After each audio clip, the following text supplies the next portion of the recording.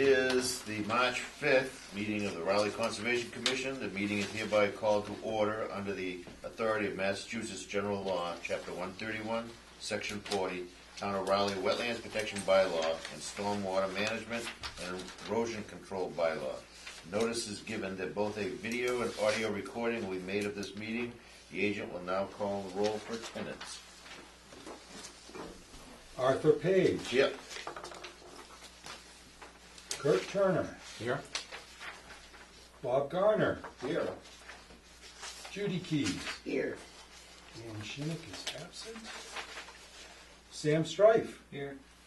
Howard Vogel. Here. Mr. Chairman, we have a quorum present this evening. Excellent. That brings us to our first item, which is the administrative, and it's payroll and or vendor bills. May I submit some vendor bills for your consideration?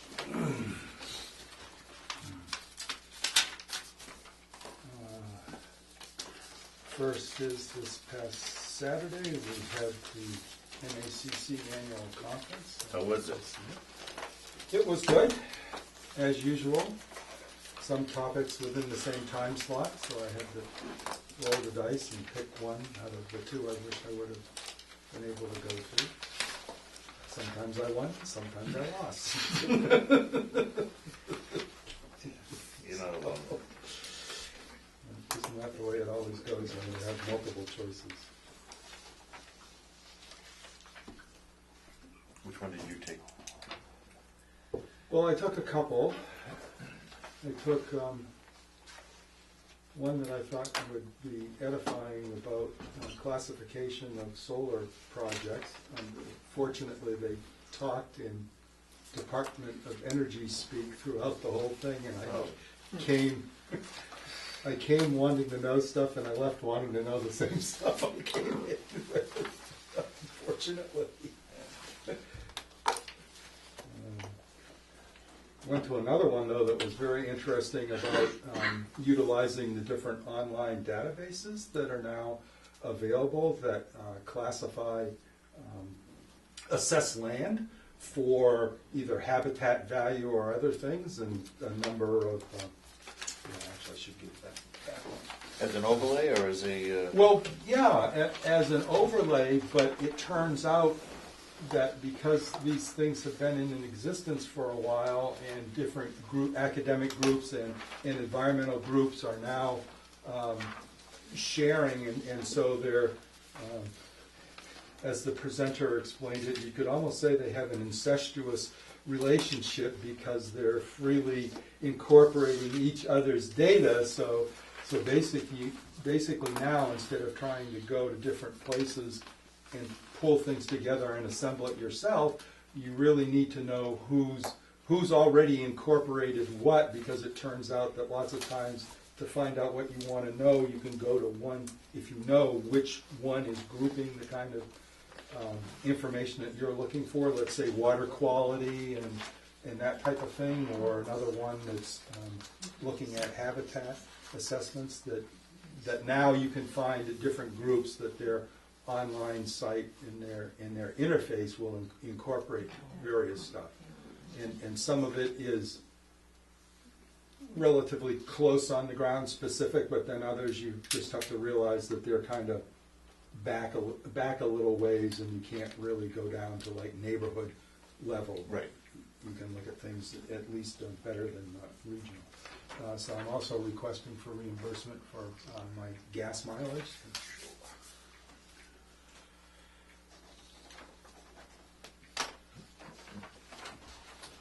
And then, Art, this is the backup sheet where I just attested to the fact that that was the mileage, and I'm looking for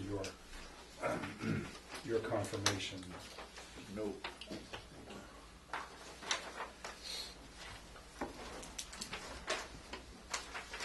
Yeah, they had the executive director of Massachusetts Audubon Society was their keynote speaker, and that was very good. And basically, there was a lot of focus on climate change. One of the workshops I went to was climate change and how you can incorporate it into your bylaw or ordinance within the context that you do it as the regulations that you're allowed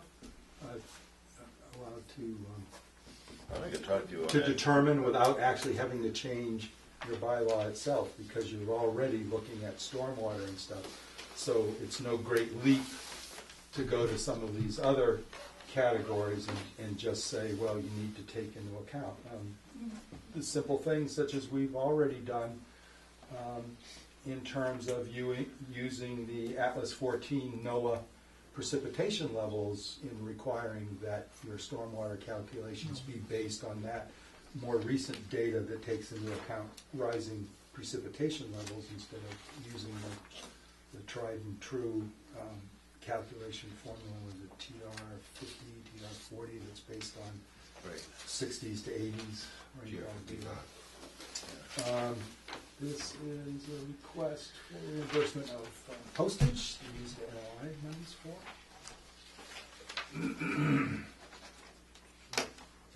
Bank of America account. And this is just a backup invoice for that. Did you get a response on this? Anything yet? No, we'll talk about that. It's on the agenda Yeah. tonight. Thank you.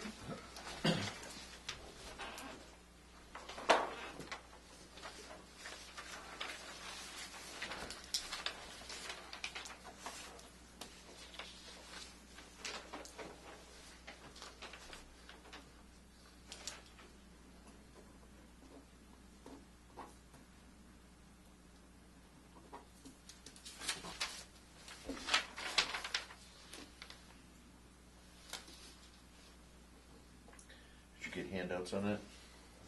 In your class? No, actually, I have to wait for them to post the PDFs online, and they'll send me a link to it, and then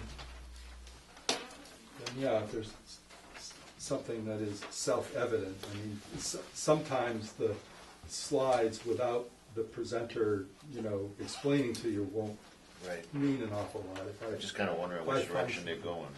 Well, I think specifically at some point in time, we will have a talk about that one, because again, one of the reasons I went to it was it turned out it was very, very pertinent to the direction that we probably want to be heading in town here, especially when it comes to stormwater. Okay, so I think I should give these to you. So, Bank of America, there'll usually always be two slips. One slip will be for the items that can be reimbursed through the NOI, WPA fund, and this one is for purchases that were expense-based, so they come from our expense line.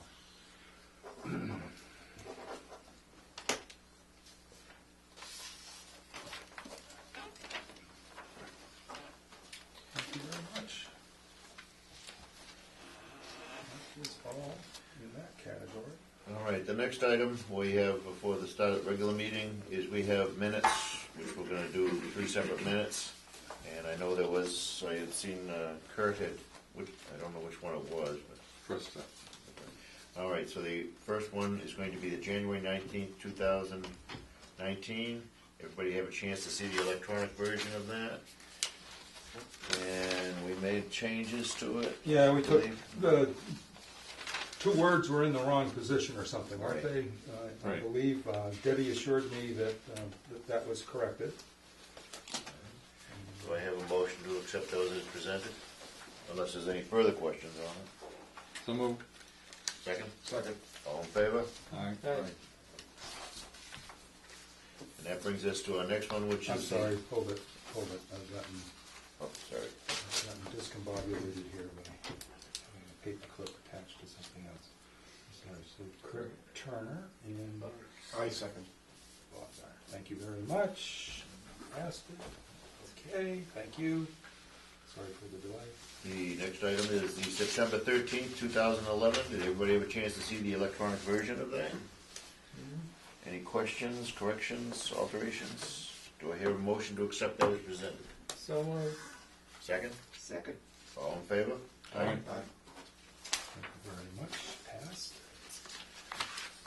And the last of the three is the October 4th, 2011. Everybody have a chance to peruse the electronic version? Any questions, alterations, corrections? Do we have a motion to accept it as presented then? So moved. Second? Second. All in favor? Aye. Unanimous, passed. Thank you very much.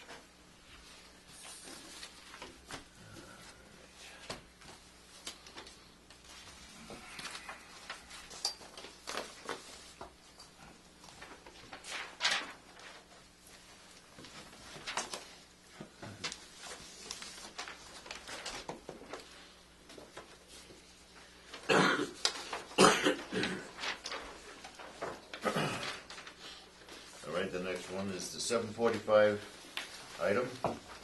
This is a legal notice, Raleigh Conservation Commission. In accordance with the Wetlands Protection Act, Mass General Law 131, Section 40, as amended in the Town of Raleigh Wetlands Protection Bylaw, public hearing will be held on Tuesday, March 5th, 2019, 7:45, Room 5, Town Hall Annex 39, Central Street, to consider the application filed by Gary Machuris, AGJ Properties LLC, for the proposed replacement of existing sanitary disposal system and site work, including culvert repair, grading, and possibly within 100-foot bordering vegetated wetlands and bordering vegetated wetlands at 152 Glen Street, map 20, parcel lot 10 in Raleigh, Mass. You have the floor. For the record, my name is Bob Grasso from Engineering Land Services. Anybody can pull up a seat here, or? No, please, whatever.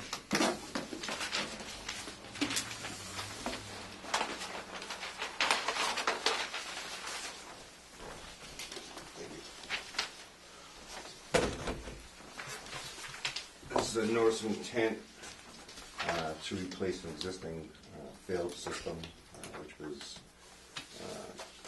actually soil tests were conducted in 2002, but it was never put in. And this is the original. The original was a pressure dosing system, and we changed it to a Presby type system where you can save 40% reduction in size. So you can limit the amount of equipment.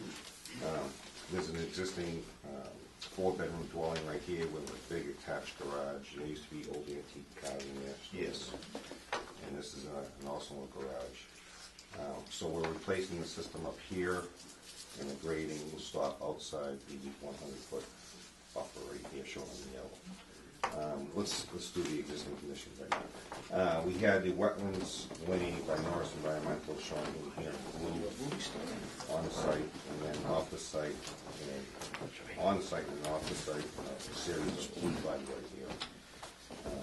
The 25 mil cut no disturb zone is shown in that pink layer right here, and also here. 50-foot wetland setback is shown in yellow right here, and 100-foot buffer right there, I explained before. The house is serviced by a private well shown right here, and that's the 100-foot diameter protective radius of the well. That's why we put the septic over. Right.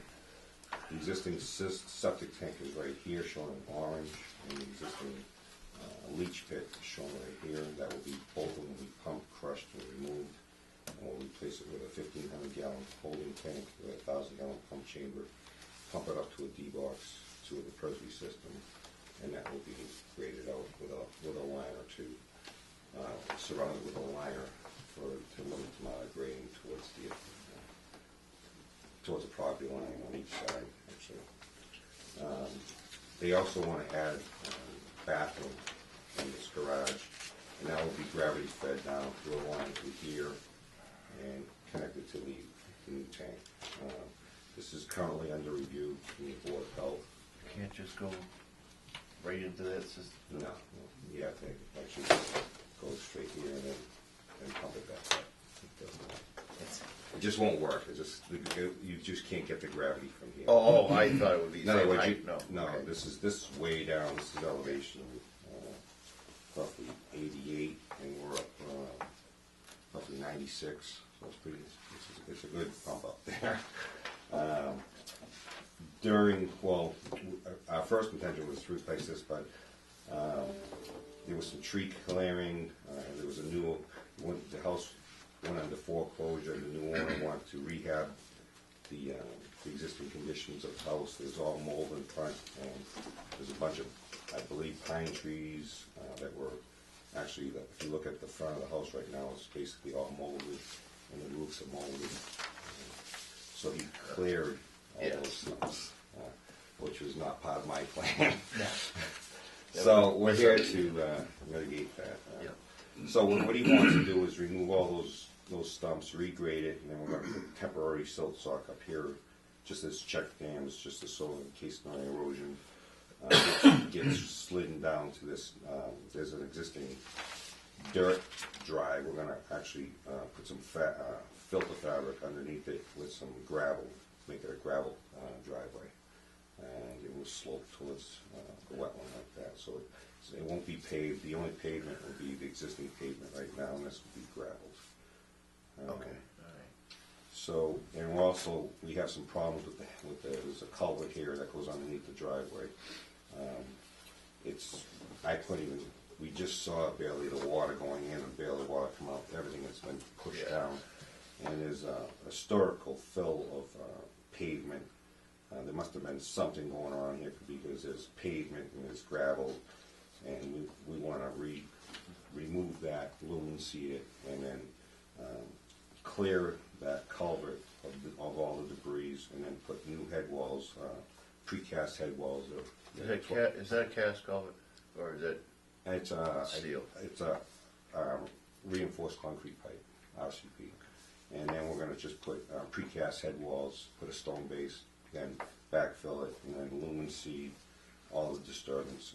There is some invasive landscaping plant that's actually Well, we're not sure if it's invasive or it's just an escapee Escapee. of a cultivated garden. Well, it seems like it's going out pretty far. Yeah. So what we want to do is rip that out. Pachysandra or something or whatever And that isn't supposed to be in the Isn't supposed to be in that. So what we're going to do is, for the trees that he cleared, we're going to put some red maples, 5 red maples here.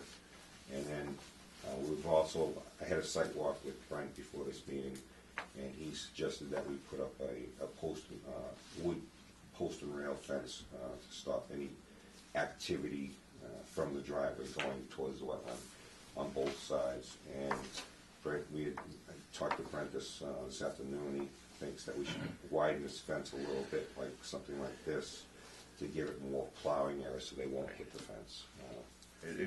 Driveway, I've been there, has obviously been a problem in the past. Well, there's an existing silt sock right here showing right from this point to this point, and from this point, it's a small line right here.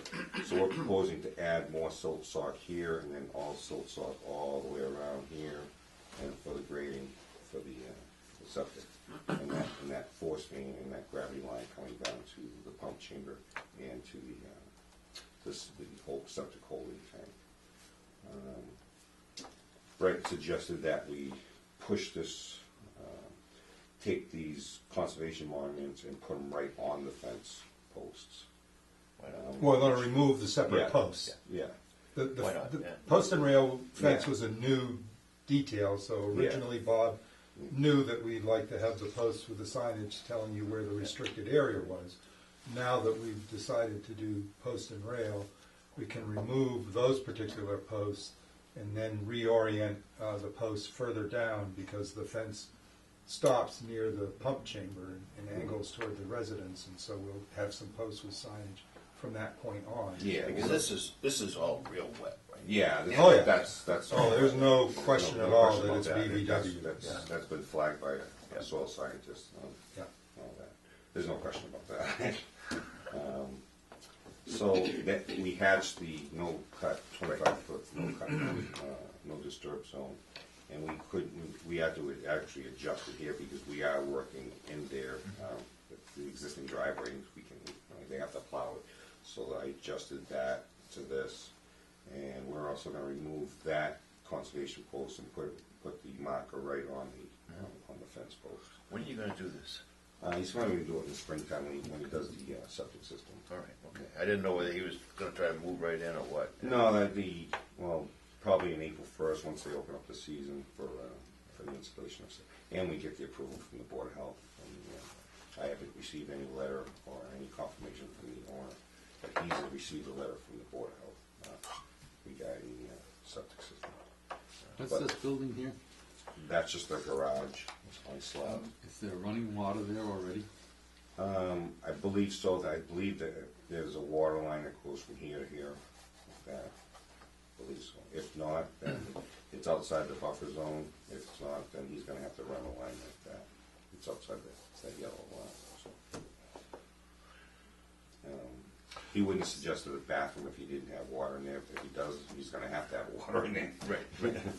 So, So let me just display some pictures of the site. Now, these pictures were... oh, we also have a DEP number of Yep. 0630684 with no comments. Correct.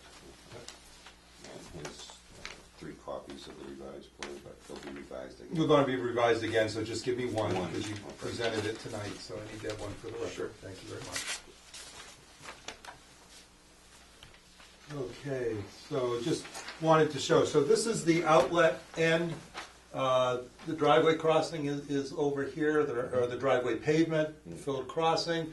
This is a mound of debris and some loose macadam or whatever that just kind of got packed in that was supposed to take the place of having a head wall for the outlet of the culvert pipe. We've got 2 cut tree stumps showing that the tree cutting came all the way down to within 5 feet of the bordering vegetated wetlands. Which I show. Yeah. Well, you missed the one stump that's close to the street down there. That's The one with the that's rock? not on your plan. No, the one on the rock you show. Yeah. But then the stump that's closer to Oh, the okay. to the road, you missed Okay, that it one. must be right here. But that's okay. It's all right. It's all right. What are you gonna do with the stumps when you take them out? Well, they Should we- they have to take them to an authorized haul place. They off, can't yeah. be Can't be buried on buried. the site. Yeah, That's they can what be. you say, that's what, I want to hear No, him say that. they'll take it to like a grinder, like Brick ends. like they'll grind them. Yeah, there's a number of different places they can take them. So And this then chip it. So this is actually showing that Yeah. escaped ground cover, I see what heading you mean, right down into the wetlands there. It's also sitting on top of sort of some mounded fill that probably got plowed over there too. So here again, there's some more cut stumps or whatever. This is the That's the one. this is the filter sock that they put in place when Mr. Page informed them of their error of their ways in performing work and earth disturbance without a permit in the 100-foot buffer zone to bordering vegetated wetlands. But you can also see the fact that, well, actually it's not quite clear. Here's one of the stumps they had pulled out before they got told the error of their ways. And just another view showing all that escaped ground cover and probably standing where the end of the proposed new gravel driveway, the house sort of has a split entrance way Yeah. or a split level. Yeah, it's a type very thing. strange entrance. Yeah, Yeah, it's like real low in the front and it just. So here, surprises. and here's a picture of the sloped area that had all the tall, mature pine trees on it that were shading that front of the house and causing poor air circulation, hence the mold and stuff. And this is just looking down from that slope as it goes down towards. This is the cover of the Which is right chamber here. that's there, which he shows on the plan. And just down in this area is where the old field is, or sump, or what do you call it? Leach pit. Leach pit. Leach pit. Leach pit that's going to be decommissioned. Yes, they'll be pumped, crushed, and refilled. And there's just another view sitting on top with the stumps where the grove of trees had been. So this is a view of the driveway. Now the grade is going to be taken down here. So this is one of the reasons that we also incorporated into the plan that there's going to be contour stepping of sock going up over that slope because it's They'll such a actually long get grass slope. on that if they. Yeah. Oh, yeah. Yeah. Oh yeah, now that the trees are gone or whatever, and they Get some light in there. achieve the proper grading or whatever, it'll look like a front lawn. So this is just another. When I went over there that day, I think some of those trees were actually dead. I mean, they were. Yeah, Yeah, there were one or two that The was owner dead. did but- state to me that there were some of them were dead, and then some of them were just They were just too big to be near a house that once you know, it flows over, the house goes. So again, just a couple more, just some views of the same thing again. So, okay, so I'll get out of that. So let's go to next things. Did you write up a report on that? Yeah. Yeah, some comments, but Yeah. so I shouldn't have done that, should I? So this is what the inlet. Oh, go back. Stop that. This is the culvert inlet. Yeah. If you can find it. If you can find it. I mean, I just We saw could the only water. find it because of where the water disappeared. Yeah. This is the historic mound of fill that's partially in BVW. Yep, you got it right there. It's got its, but it's got its own mind here as to what it wants to show us. So that's going to be removed. So even though the violation doesn't have anything specifically, and the snow cover is sitting on that mound also. As asphalt. That's been sitting there. This is the outlet end, showing it going down through, and of course the snow cover doesn't react well with the flowing water in the wetlands, so you can see Right. quite stark differential there. But There's that your basically other that's stuff going to be there. all fixed up. So, where did I want to go with this? I wanted to say, so I also spoke to Mr. Grasso today. The wetland scientists proposed a restoration replanting plan, which also incorporates the planting of some shrubs. I requested that the notes on the plan sheet have some of those details incorporated in them. We talked about rephrasing it a little bit, as well as making sure that the wetland scientist is going to be on site when they do this grading and removal of fill from the wetlands, and also to basically guide them in doing the replanting and stuff. So, Yeah, this will be all regraded and seeded, but those little, I call them check dams, but Right. you know, Yeah. they're so soft. Yeah, that would be very nice looking. It actually opens up the front, that all that moss will be gone. It's actually rotting the roof off and most of the boards on the top. What I That is want- a 12-inch culvert. Yes. so It's so buried underneath. what I wanted to highlight here is that the pipe, that culvert pipe, is 40 feet long.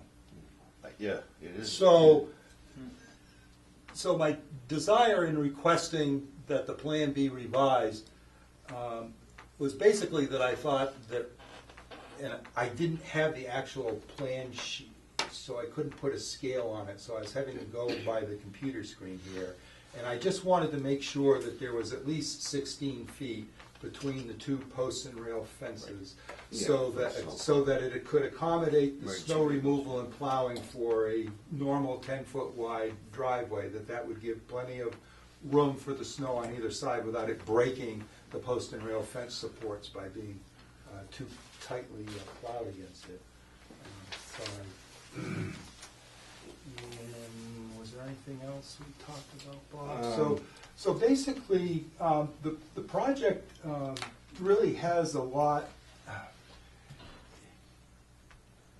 The property owner and his representative have been working very diligently with us, and we're actually addressing some historic filling at the same time that we're doing some other actions here. But don't get me wrong, the culvert was blocked and obstructed and didn't really have functioning head walls at all. So that, in just trying to normally upkeep the property and keep that connection flowing, that's work that would be done anyway. It's not that we're penalizing this Right. property owner by making him undertake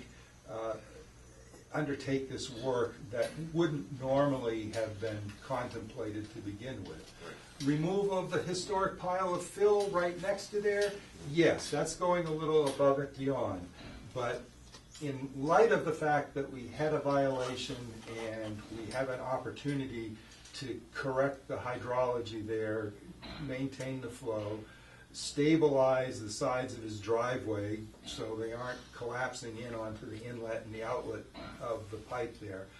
I think that all of this is not going above and beyond and us taking advantage of the situation. I think we're actually moving in a direction here that we're going to return some stability, get rid of some old filling on the site, as well as give the property owner, in exchange for giving the property owner the opportunity to have a nice front there, prepare a lawn that's going to be of value and will contribute to his potential reuse or resale of the property. Not sure what he contemplates for the property, but he did, obviously he wanted to clear those trees out of the way and do some regrading there. So again, we're not making him do more than what he already contemplated in doing. Yes, I totally agree. Yes. No, And, excellent. and Mr. Nachos has been very cooperative right from day one in regards to this. And so I think at the end of the day, we should come out with a very stable wetland resource area, a good revegetated, no cut, no disturbance zone, and some aesthetic attributes now to the frontage entering that property that will contribute to it being a desirable residence. So if the commission so chooses, I think what we talked about in terms of the plan revisions are pretty well understood by Mr. Grasso. If the commission is comfortable, I would offer a recommendation to consider voting to issue a order of conditions contingent upon review and approval of the plan revisions, and basically incorporating the typical stipulations that we utilize in a replacement septic system project that's occurring in the 100-foot buffer zone, as well as with the establishment of the restricted no cut, no disturbance, and its protective post and rail fence, as well as signage, and the restoration of filled and impacted bordering vegetated wetlands with the revegetation of all that disturbed area. Any questions from the board? Do I hear such a motion? Second. All in favor? All right. All right. That's good. Thank you. I think it's going to be a nice Yeah, I project. know, it's gotta really, So he is going to keep all the buildings then? Yes. Yeah, Yes. he wasn't sure when I, well, he's gonna add a, well, yeah, but he wasn't sure. this was, I didn't I know was if there they in had a shape over it. 2002 when there was all antique cars in there. I couldn't believe it. Like, wow. I don't know what he did for a living. I think he fixed antique cars. Oh, really? Yeah. And they were beautiful. Thank you very much for your time. Thank you.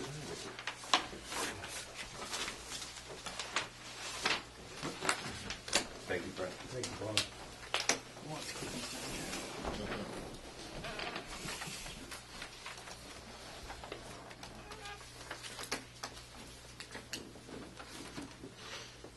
Where does that stream, which is bigger now that you, with the snow there, where does that cross the street?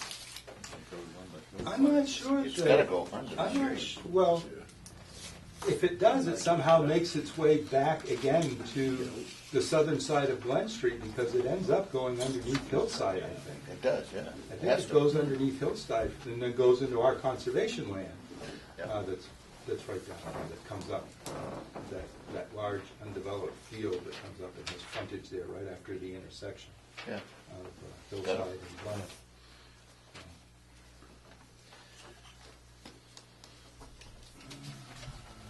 Okay, so.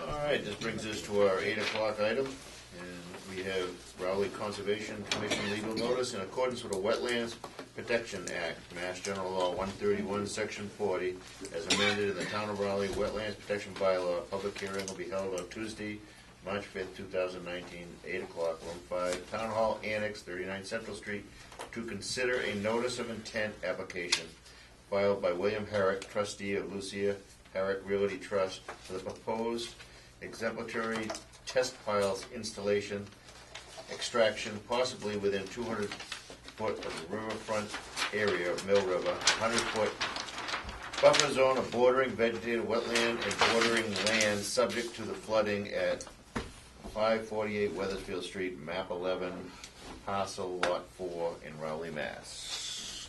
Bill, you have the floor. Good evening. Commission is certainly familiar with this site. Last year, I believe, maybe the year before, we did an after-the-fact notice of intent for the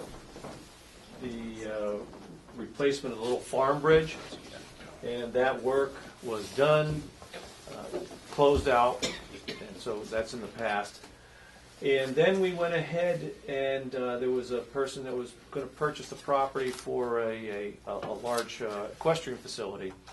And we went ahead and flagged the wetlands on the entire 30 acres and came to you for an ANRAD. And we got that, and that's still in effect. That's only about a year old. That project went away. Earlier this year, I had a meeting with Brent to sort of introduce the next project that is coming down the pike, and the owners are going to initiate this project. And basically, there'll be some, instead of an equestrian facility up in the back, there'll be some sort of open space type housing development up in the back. But in order to get there, we need to negotiate across the river, and that little farm bridge there is not going to do it. So we are initiating some initial exploration, some soil exploration testing to help us design a bridge crossing. And what we're hoping to do is actually span basically the entire wetlands and stream across there, rather than put a large culvert in or something.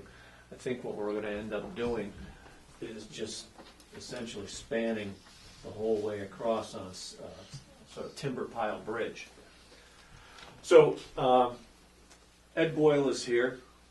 He builds bridges and drives piles, and he is our expert on this. And he said the best way to figure out how a pile is going to react is to actually install a pile. So that's what we intend to do. We want to walk a machine down that existing farm road and drive a pile and extract it, take the necessary notation that we need to do, the information that we need to gather, and move on to the next one, and basically go out to the end and work our way back. Ed, feel free to jump in if I'm not saying anything correctly, but Everything's there. there is the pile driver is it's basically a vibratory hammer that's mounted on sort of an excavator type, a tracked excavator machine. And you set the pile straight, and then you begin the vibratory process, and basically the vibrations transfer into the soil and basically loosens up the soil. I won't say liquefy, but Ed says it liquefies the soil. Pretty much. But basically it allows the pile to be driven easily into the ground. When we reach the proper resistance, then you just reverse the process, vibrate the pile, and it extracts right out.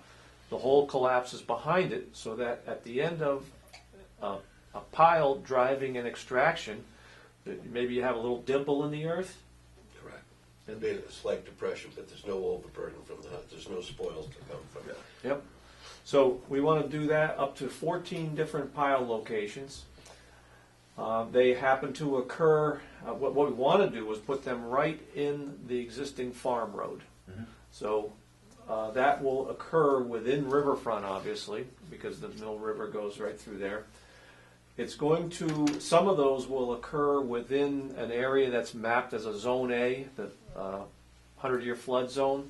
There's no base flood elevation determined on that, but the FEMA map shows that basically the Zone A kind of, Right.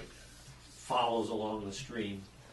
So some of those piles will end up being in the Zone A, but there's no filling involved with that, so we don't have anything to worry about as far as occupying flood zone. And then, of course, being on the farm road, we're in the buffer zone to the bordering vegetated wetland there. What we propose to do as a precaution is to have a length of straw wattle with us. And we'll put that around the pile site before we start. And then drive, extract. If there's anything that builds up around the pile on the extraction, that just gets sort of pushed back into the little dimple that's left. And we move on to you pick up the straw wattle and move it on to the next site. So we think this is going to take 2 days, 3 days? Tops, 2 days tops. 2 days. Because you're locating, there's approximately 7 places along the pile bents or pile clusters will be approximately 25 to 30 feet on center, depending on the spans. But that's over that 200-foot area, breaks down to about 7 locations. If you do one 25 feet, there are 8 locations. So we want to test along those lines with the bents, with the actual piles will be driven. So that's a good representation for us, so we know what the piles, where they take up, where they meet refusal, the lengths, so we can order materials, and essentially each one is a test pile. And design it. Do you think you'll need to go as far as that? Because we've been down there several times, and it looks like you might be able to gain a little on each end. You know, it starts to go up. I'm sorry, Arthur. Do you think it'll take the whole distance, or because this is Well, it's quite a You need all 14. yeah. Well, we'd rather Soils over can test cha- than under test. Oh, okay. Yeah. soils can change from one end to the other. I mean, we've done houses where you had excellent bearing capacity at one and 60 feet of peat at the other. So Yeah, you could get it's that not a full river, change. yeah. And, you know, it's a riverbed here. We may find peat. If we find peat, then the piles will go deeper. If they go deeper, then you're not putting in a 30, you put in a 40 or 50, wherever refusal comes up that'll carry a bridge for an H20 load, Yeah. which is anything that you're going to put on the road, a fire truck, cement truck, Cement, yeah. oil truck, anything that's got to have that carrying capacity. So the tests are necessary. Yep. And each one, each test will be 25 to 30 feet apart from the next. And it'll represent right where the carrying piles will go. Okay. What are the piles made out of? Steel? Well, the steel is the best for us to drive and extract to test. What's the length of each pile segment? What- I assume you don't come in with a 100-foot pile. No, you're welcome. What we'll carry is a 30-footer. How do they attach to each other? Excuse me? How do they attach to each other? How is it attached? How does each section of the pile? If you have to go more If you than 30 need feet. longer than a 30-footer, do you use Elmer's glue to stick them end to end, or No, what? you splice, you weld them. You weld them, okay. So you make a weldment, and what we'd first do, if you find soft material and you go beyond 30 feet, you test the rest of it, and then come back to that and add if Yeah. necessary. Most of the time, we get 40-ton piles at 20 feet in good soil, like a granular, angular soil like beach sand or gravel or anything like that. So you'll get your design. If the soils determine what takes place. If it's good quality soil bearing, then they'll at 20 to 25 feet, you've got plenty of capacity. Right. If you went into peat, you've got to fall with the pile. Yeah. And that may, at that point, you may change from an H pile, which is, they go in relatively easily because it's of their shape. You might have to use a displacement pile like a wood pile or a pipe pile with a cap on the end of it. And that pushes out more, takes up quicker. It displaces more soil. Right. I'm confused between driving and vibrating. What is The it? vibration Is it a is the hammer driving. thing on top and then? It just vibrates. It just you want to go down and watch it because it's unbelievable. So you're doing both. You're vibrating and hitting at the No. same. You're vibrating, but You're what vibrating and hitting. No, No, no. just vibrating. No, Just no vibrates. So pneumatic the hammer. vibrating and the weight of the thing. Just Well, there's two things. There's vibration, but it's amplitude. In the pile, this particular hammer takes the pile, picks it up and backwards 1 inch. That So you keep liquefies moving. the soil. It's 1 inch yeah, at a of time. amplitude Okay. at Gives you 3,000 a- cycles a minute. Believe how fast. it And as you look at the sand, it looks like it turns to liquid, and the pile passes through it. So it's an interesting process. Yeah. But what it does after you drive the pile, you've changed that soil forever, you've consolidated it. That part of the soil on the outside of that pile becomes the bearing capacity. Oh, cool. It's just as you, like you vibrate concrete, Yeah, to get the air out, what you're doing is you're getting everything closer to it. So the surrounding area, surrounding soils Acts as a, become part of the carrying capacity. you know, What's the diameter of the hole, or the size of the Pile. hole? It's not actually, it's not a hole. You're gonna take the cross-section measures of a pile, it's gonna be 12 inches by 12 inches, so it's flanges are 12, web is 12. That was my question. 12 by 12, okay. What's a But the foot? wall thickness, Square foot. this is what you're actually displacing, is the actual thickness of the pile. Not 12 by 12, just the web and flanges. So this is what's passing through, this is still material right here, Gotcha. you're not disturbing that. What's the size or weight of the machine that's doing the pile driving? The machine's 41 ton. 41 ton? The hammer has 100,000 foot-pounds of energy. Now, does it have a long crane, long arm? You're going to The have to arm- cross the the arm- river, or you're going to reach over? How you- Well, yeah, we're what are you gonna doing travel at from one farm side bridge? to the other. How are you It'll going hold to, it. It's a how are large you going to track. get over there? It's a large track. What we put in there 2 years ago will support us because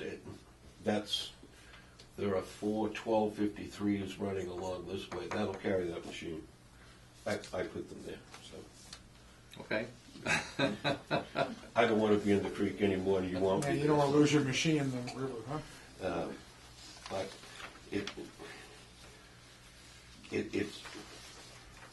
it's not as disturbing. It's not like the older power rigs with the impact hammer with a very loud concussion.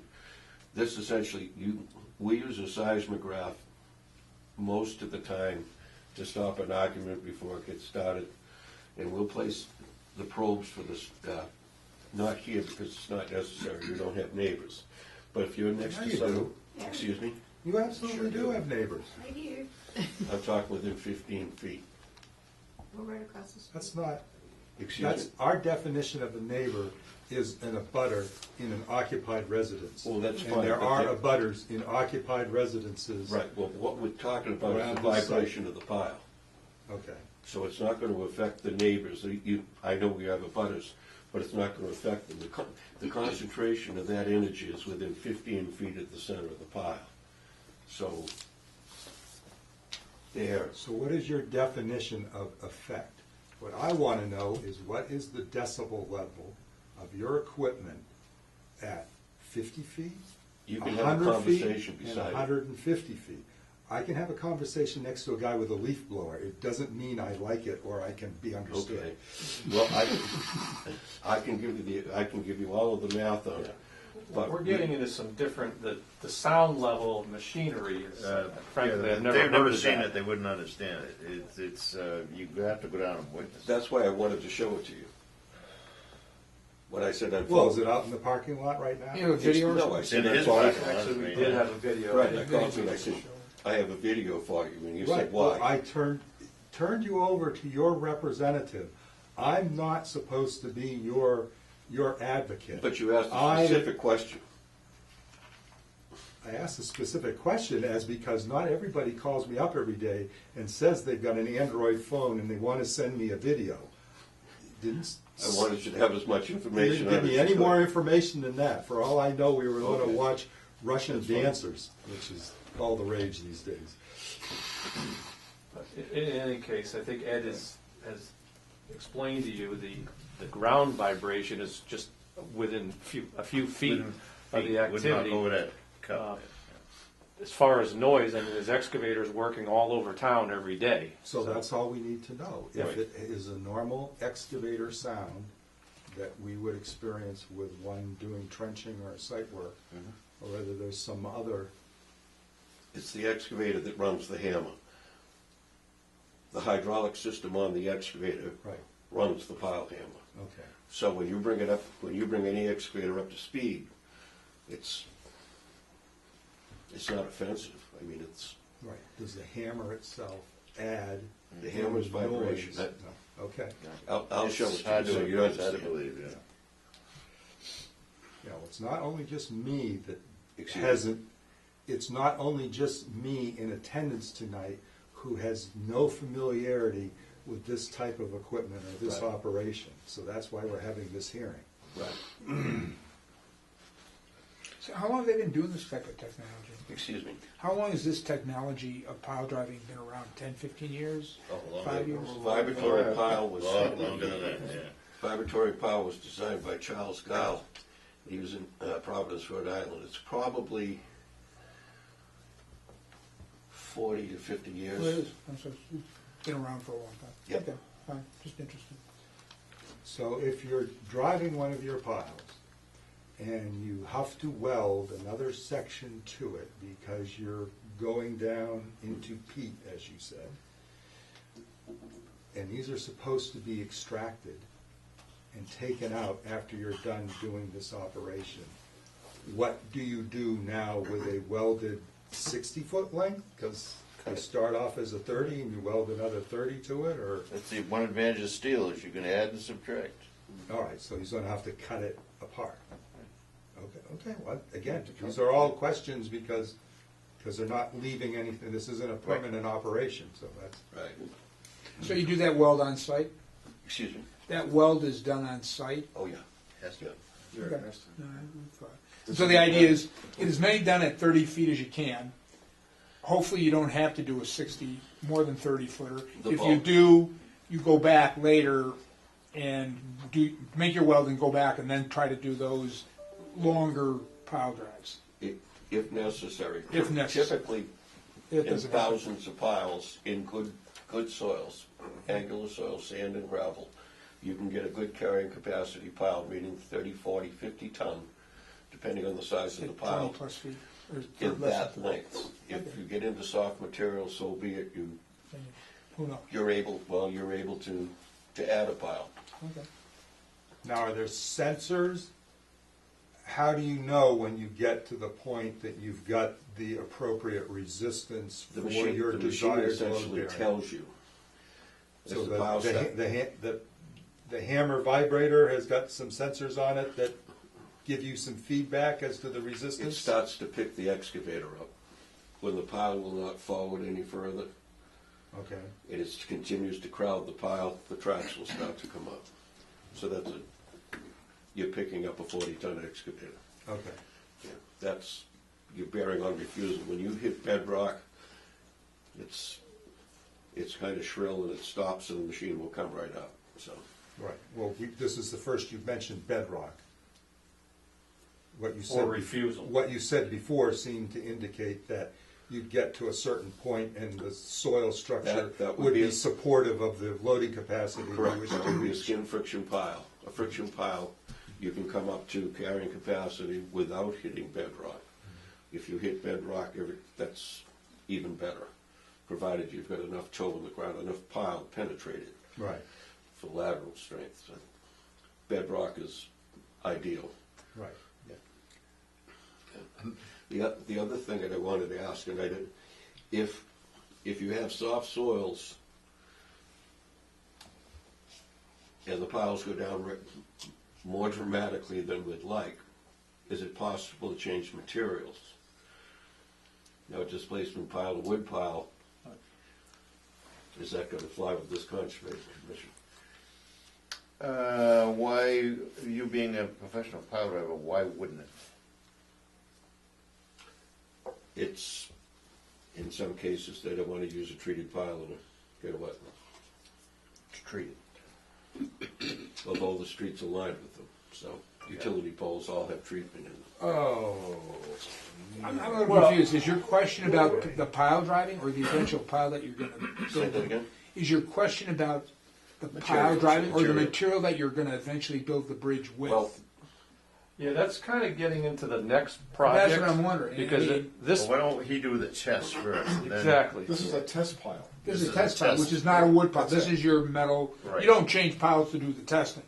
no, Okay. because if a steel pile takes up, a wood pile definitely will, because it displaces more area. they go down hard. Yeah, and that's what we're here to find out, is the type of material. Shows that's that you down may there. require. Yes. Yeah, okay, so Fine. we can't. We don't want to address answer that, we don't want to until- deal with that question now. Right. We want to just deal with the pile driving exercise. Well, I do have a question about that, if I may. Assuming your tests are satisfactory and assuming if you're going to do steel piles as the final thing, and if a couple of them are deeper than 30 feet, so you need wells, are the wells that you use on your final piles the same wells as you do for the test pit? Are You want them as strong as possible, so what you use is a low hydrogen, a 70,000 foot-pound weld, 70,000 pound wire. for the final one, Yep. but not The one- necessarily that for is- the test? And we use it for everything. Okay. Can I ask a dumb question along those lines? You want it to be strong. If you take a test pile and you use a weaker wire on it, and you break the pile in driving, the worst thing that's happening to that pile is when it's being driven. So you want it to be its strongest and stay together. I don't want it down 30 feet and break, because it's gonna stay there, you'll never get retrieved. But if you find you need a 40-foot pile in your testing, 40-foot, would you bring in a 40-foot piece? You're not going to come in and do the wells on Our site. limits there. right now are about 35 feet. Of the longest piece you can bring. I mean, we can make it, we have adapters where we can drive 40 feet at one time, but I wouldn't want to do it for a test pile. Okay. You can, For a test. But I'm saying in the end, the final product, when you actually, if you found that you needed a 45-foot We're piece. just talking about the testing. Well, he was asking something else. I'm going down. Doesn't mean you both have to go down the road of an application we don't have. that would be spliced along the way. That would be the most practical way to do it. 25s, 20s, and a 25 will give you a 45-foot pile. Fine. Okay. And it goes pretty quickly. Okay. It only takes a few minutes, so we'll Okay. cut them. Any questions from the board? Now, is there questions from the audience? Yes. Can we see you or hear? Hi. This plan down. We live across the street at 563 Weathersfield, Laura Kimball and Eric Gallo. Just really curious about the vibration, because we're right across. We can see the road, the farm road right outside our window. So we're, concerned about the vibration and the disruption. So you said it's a couple of days, and you're not going to have a seismograph because we're not close enough, but I can see you. How far away are you? Literally across the street. So you're the driveway across from Yes, that's Mary us. Chase Yep. Farm? Yep, we just bought it, yeah. So we're we concerned So about you're here. pretty close. You're 100 feet from where we're going to grab that first pile approximately. So the concussion for that isn't, you'll probably hear us and you'll know we're in the neighborhood, but you won't feel it. Okay, okay, And if it comes to it, we can put in a seismograph between what we're doing and where you are. It's pretty reasonable, but if you're that concerned, and A, and B, the woman who monitors the seismograph, if, with your permission, will go into your house, and she's an expert at this, and she'll look at every single thing, because if you've got a crack in your foundation, and it's been there for 20 years, I don't want to buy it. no, we understand, yeah. So, in the business, so you- I you Yeah, do- we understand. You do what's called a pre-blast Yep. inspection. You go through the whole house. You look at cracks in plaster, broken windows, anything she finds pretty much everything that's there. And so you catalog that, and then you begin. Okay, Then you monitor what's going on, and she can tell you at 15 feet, 20 feet, 30 feet, it diminishes as you go away from Yes. from the concussion. But at 100 feet or 75 feet, like I say, you'll know we're there. But I just Yes. wanted to clarify that, just and because you can see it. she'll from catalog here, every so single thing. that's So all. if it comes up to a level, she'll tell you what it was. And just say, for example, for argument's sake, 5 is damage. We very rarely ever get to 1. Okay. So that's, and we work in neighborhoods. When I said neighbors, we don't have neighbors here. We're talking about a neighbor that's 20 feet away. Okay. And All and we've never damaged anything. Plum Island and Salisbury Beach is where he Exactly. does most of his Exactly. work. And you don't, next door neighbor doesn't even know what that means. Yeah. No, I First just time I wanted saw to it, clarify. We just put in 35 piles, and it was a non-conforming lot. It was 6 feet to the next building. So we got a seismograph there, and we stayed out of trouble. That's 6 feet. So that was granular sand, angular sand. You have another question? One other question real quick. Is there any possible way to use a crane instead of an excavator so you don't have to cross the river? Or can you not reach it? I'm sorry, you can't make God, use a crane, extend out by a telescoping boom crane, instead of an excavator so you don't have to cross the river? Well, the bridge is already there. Oh, okay, And that can that's fine. hold We use an excavator, that's what we That's use. fine. Yeah. I'm just And then- curious, that's all. When Any will the other work be done? The work will be done as soon as we can get an order of conditions and go through the necessary pre-construction stuff. What's the water level right now? It's under the bridge. Was it over the bridge? Not over the bridge, it's Well, over it the road. It's close. Oh, okay. It's close. When I went down there, yeah, it's close to the road, but it's not I over. drive by that every It's like day. with it, probably. Pretty, The field size underwater. So I've not been to the site, Okay, and so I you- have some concerns that would only be addressed by specific looking at the site and the specific areas that are being marked for the testing. So I'm not saying that I have any substantive things to offer. I just feel that there might possibly be some conditioning that might have to be thought of in regards to this activity. I would really like to see the site and see the specific marked locations. And I did have a question though today, that where you're proposing to drive the piles on either side of the pre-existing bridge is a much larger gap between your proposed locations than any of the other noted squares of where you're going to test the piles. Then the supporting steel, if you've got a greater span between this pile vent and this pile vent, the depths of the beams will be greater. All right, so you're doing that consciously on purpose because you can design the Exactly. span to account for the fact that you've got greater distance. He designed the steel to accommodate the span.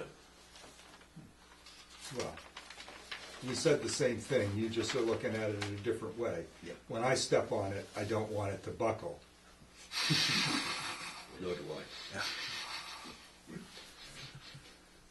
All right, was there any other questions from the audience or a board member? So, now, let me get this straight. Right, at this point, without seeing the actual spots, I'm sure Mr. Boyle can have somebody go down there and mark them. Is that what you need to look at? Well, or- that is as well as the fact that I'm a little bit concerned if we haven't addressed the issue of the roadway being flooded. I'm a little concerned about, these piles being driven in a submerged state and the equipment sitting there in a submerged state.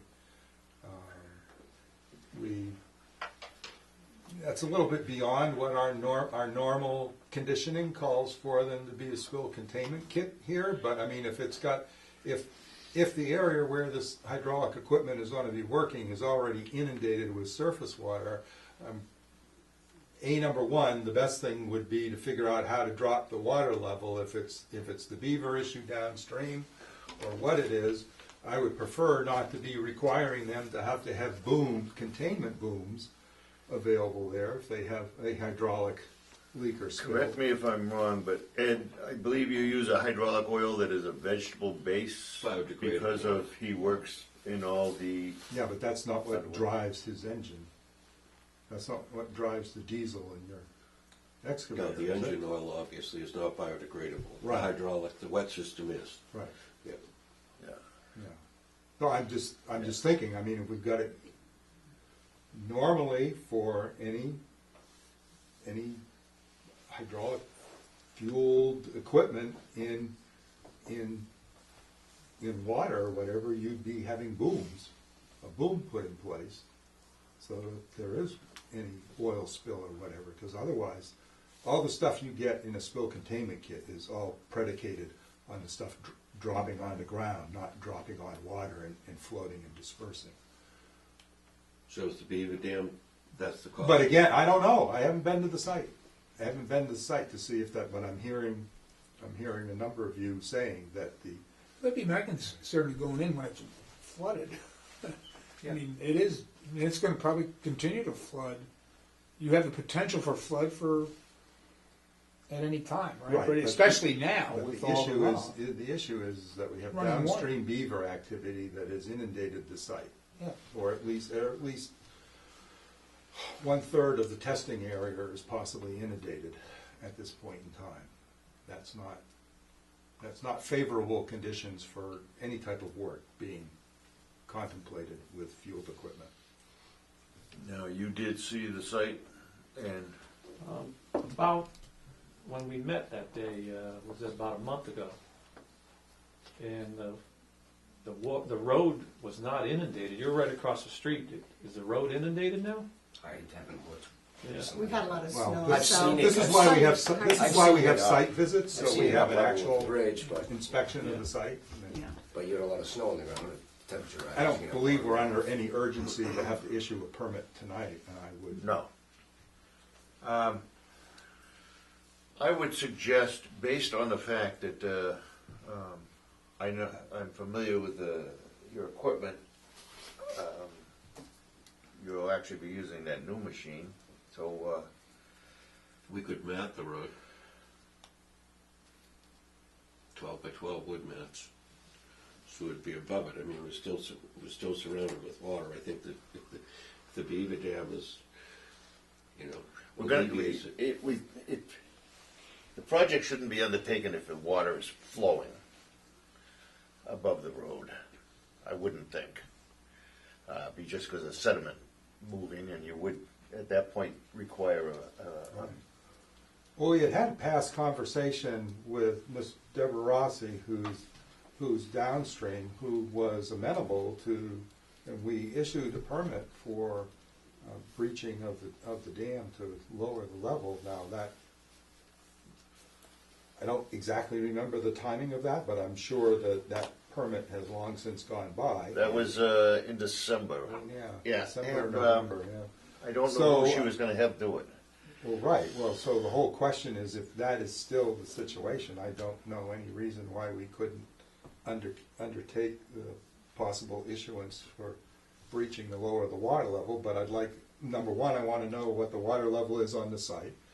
So therefore, then we could see, because at this time of year, you have to be cautious. You can't just totally drain where the beavers are, because then you result in an inhumane situation for the beavers themselves. But there's no reason why, if it's just a certain increment of water, that we couldn't just allow breaching of that certain increment level down to get the road into a dry condition for their test. Right.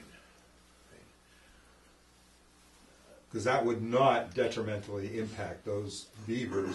Have been occupying that site and have Spent enough time to perfectly avoid happy with when the water wasn't over part of the roadway. So that would not expose their lodge or them to, I think, any undue issues, even though this season is not the best for this type of thing. Last time we went down there was before the breaching of the dam, and I had low shoes on, and I didn't want to walk through. There was like 8 feet of water. Right.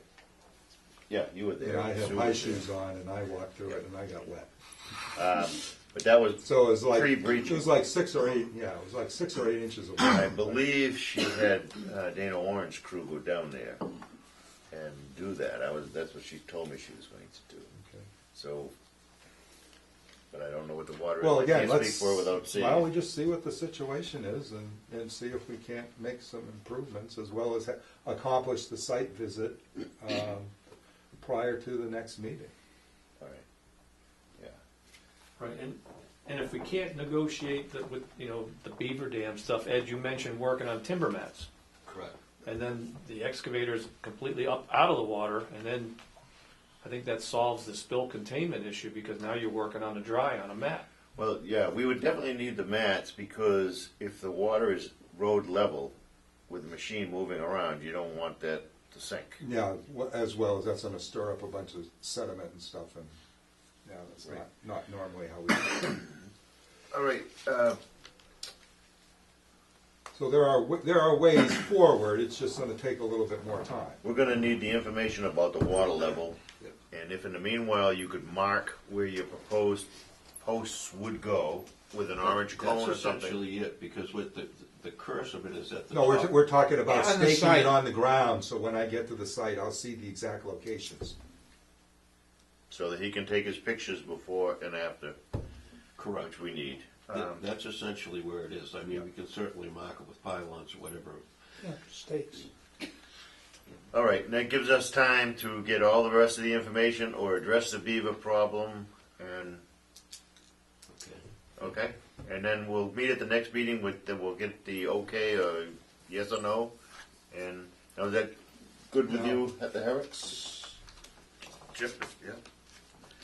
Mr. Chairman, may I suggest, we cannot require the applicant to take any steps on your behalf, nor can we say that you need to let them onto your property to do an assessment.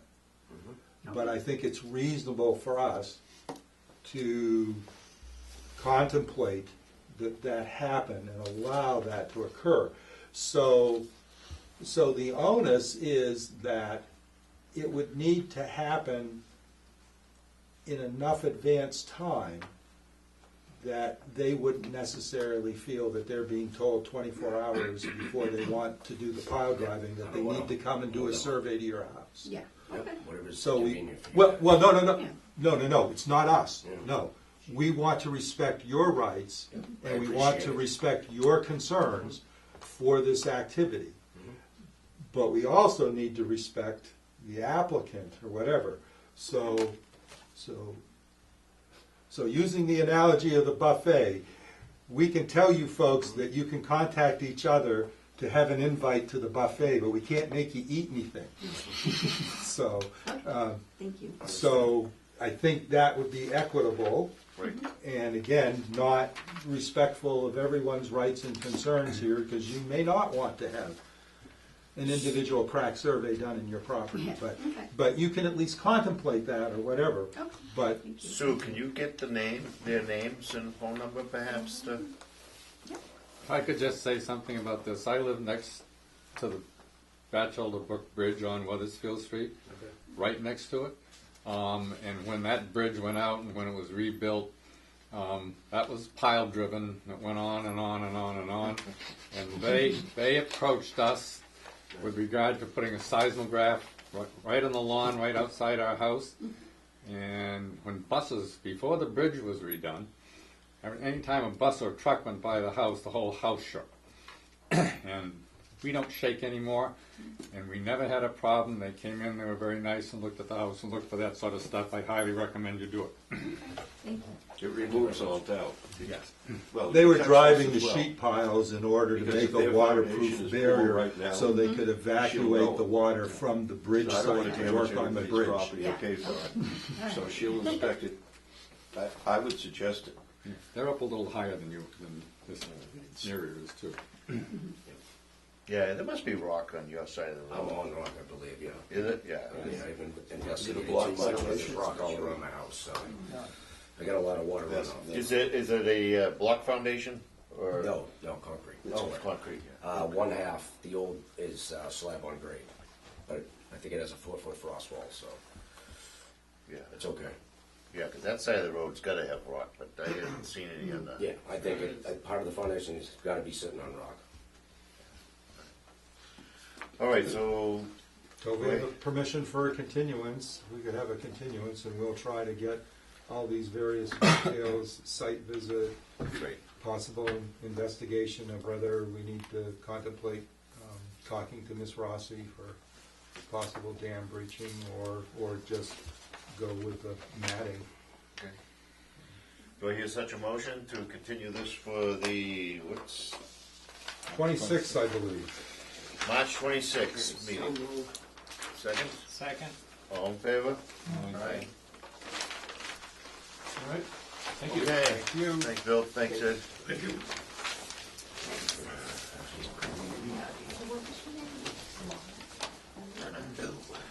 This was yours, Brett?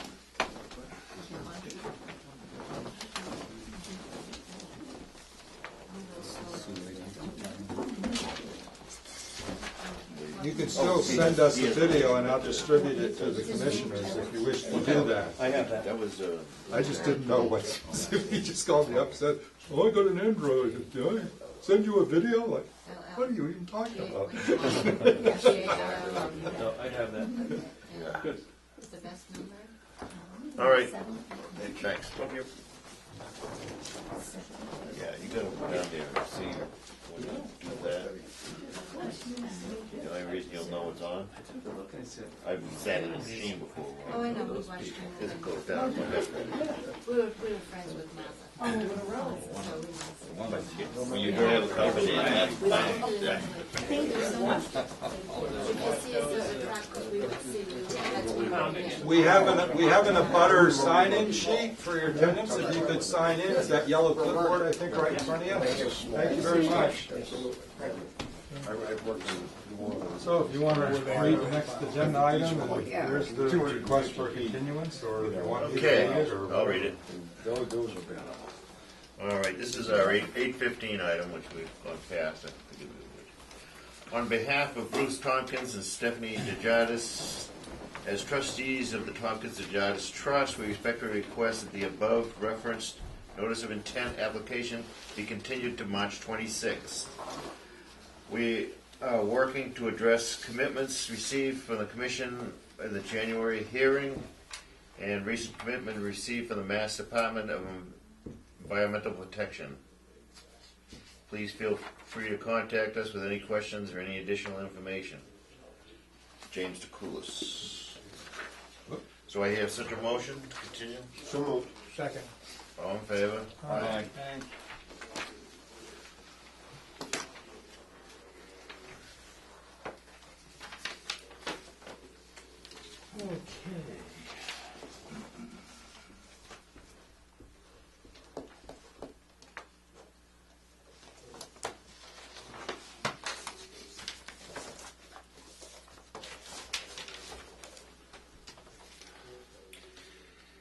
Want me to start on the,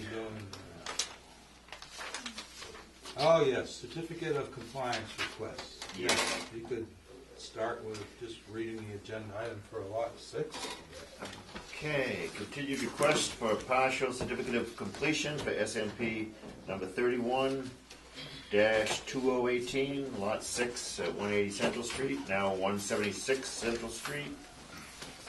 Map 24, parcel 39, lot 6, Rowley Central Realty LLC. You recusing yourself? Yes, I recuse myself. Okay. Take note. Sam has excused himself from. All right. Thank you for reminding me.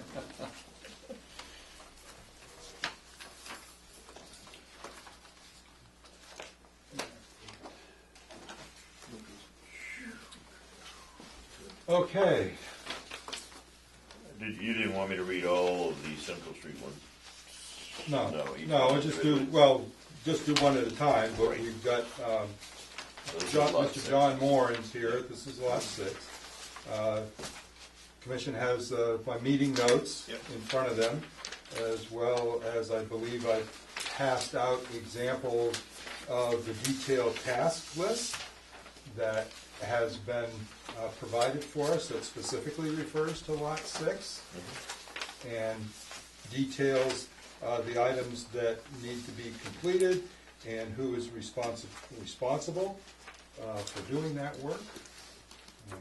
If the commission is comfortable with that information, I offer the recommendation that if the commissioners are satisfied with this detailed listing, then I would recommend consideration of issuance of a partial certificates of completion with those listings incorporated as attachment B in the documents for recording at the registry. Excellent.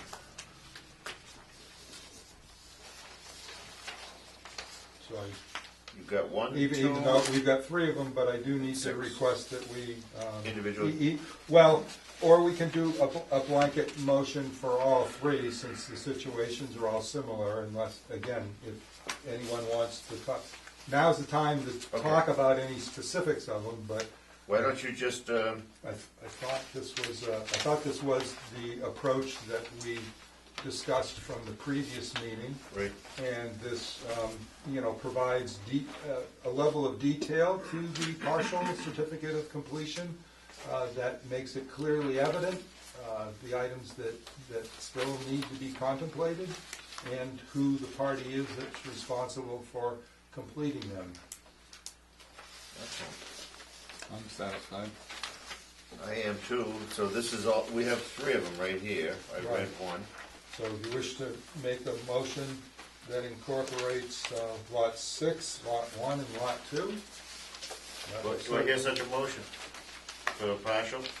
I will move that, assuming no one else has any problems or questions. No, there's all what we talked about before. And obviously, nothing can be done, I haven't done, right, because of the weather. Well, they made what steps we Right. felt we could comfortably take in regards to the erosion control and addressing some specific situations that were happening. But those were relatively minor, but I mean, this I think puts everyone on a very firm footing. We know substantial work has been done on the property, that in most cases, the dwellings, if they aren't all capable of being moved into at this point in time. Lot 2 is probably the last one that was being worked on, and it's probably almost ready for someone to buy it and move in. So, All right, so we had a motion, do I have a second on that? This is to get all three done with this listing of who's gonna be responsible. all right, so Kurt moved, and we need a second. Judy, Second. thank you. All in favor? Aye. Thank you very I've much. never seen it done like that before, but this is very good, so now they can free up and.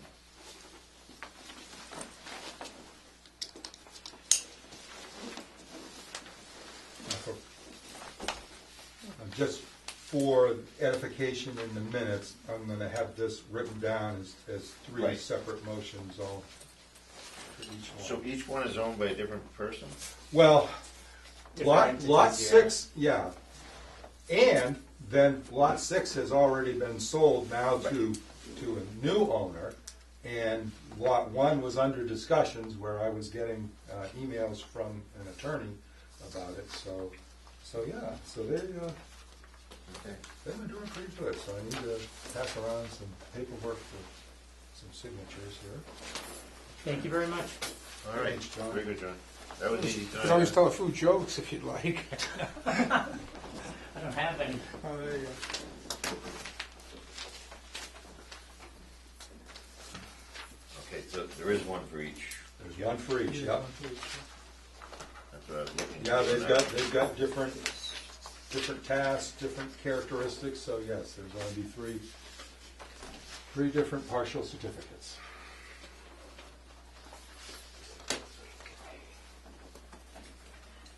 I did drive by there before the storm again, so it must have been Saturday morning. And is that clay there? Why is that water retaining so much? I have recused myself. Oh, well, Yeah, I'm you got- asking as a question. Frozen ground? Not to mention, usually, so just so you understand, even though they constructed the basins, when it comes to the time when they're going to do the final doming and seeding, you usually scrape out because you've gotten a fine layer of silt, because again, nothing's vegetated, so everything does run down into the basin. So you can end up with this lens Right. of fine particle silt that also hampers infiltration. So you normally scrape out the basins just before you're going to do the loaming and seeding. I know we had a wet fall, but it seemed like as soon as they built those basins, they've been full. I think they Well, probably froze. they've Yeah, been it could moving, be. they moved a lot of dirt around on that site that we didn't know about either. They took a lot of dirt out of there, did a lot of grading and stuff, and, There's a lot of stacked up behind the houses too. yeah, well, yeah, and supposedly they retained hopefully enough loam to do the proper loaming.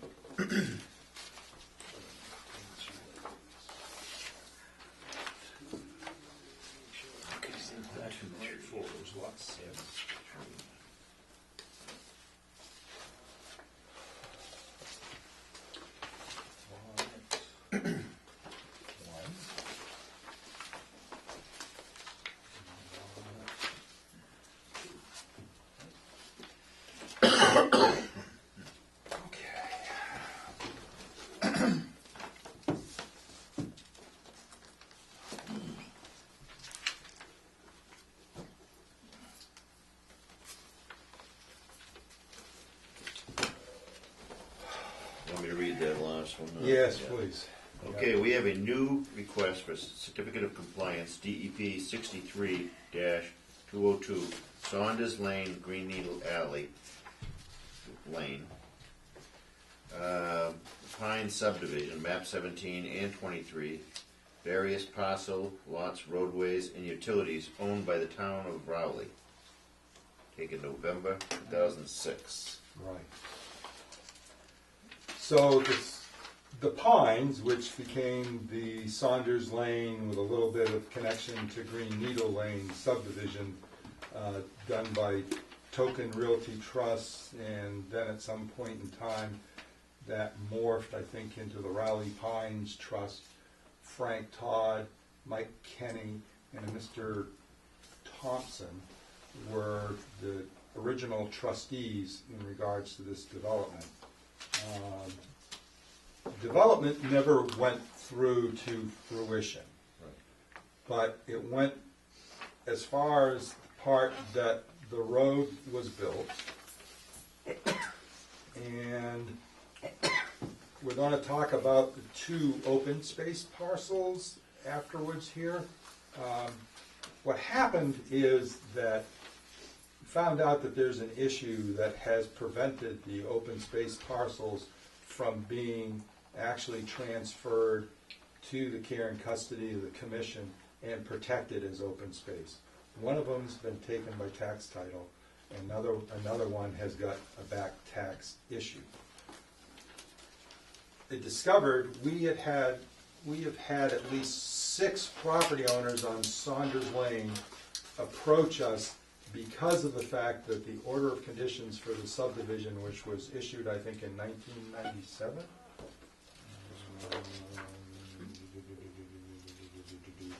Yes, May 27, 1997, was still open.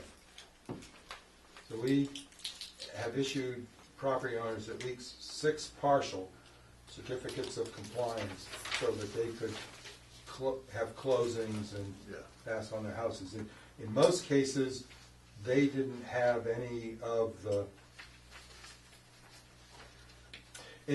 roadway infrastructure or anything. The lots were separate and were outside the right of way. Now the town took the roadway, the drainage easements, and everything else in 2006 by eminent domain because it was obvious that the trust that was doing the development had just left and wasn't fulfilling their tax obligations, and they weren't going to do the street acceptance process. So the town took the roadway.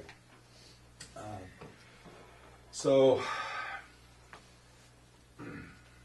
the long and the short of it is, I thought we should address the situation since nobody else, the planning board, nobody else was reaching out to us and had any qualms apparently about this order of conditions still being open and not closed.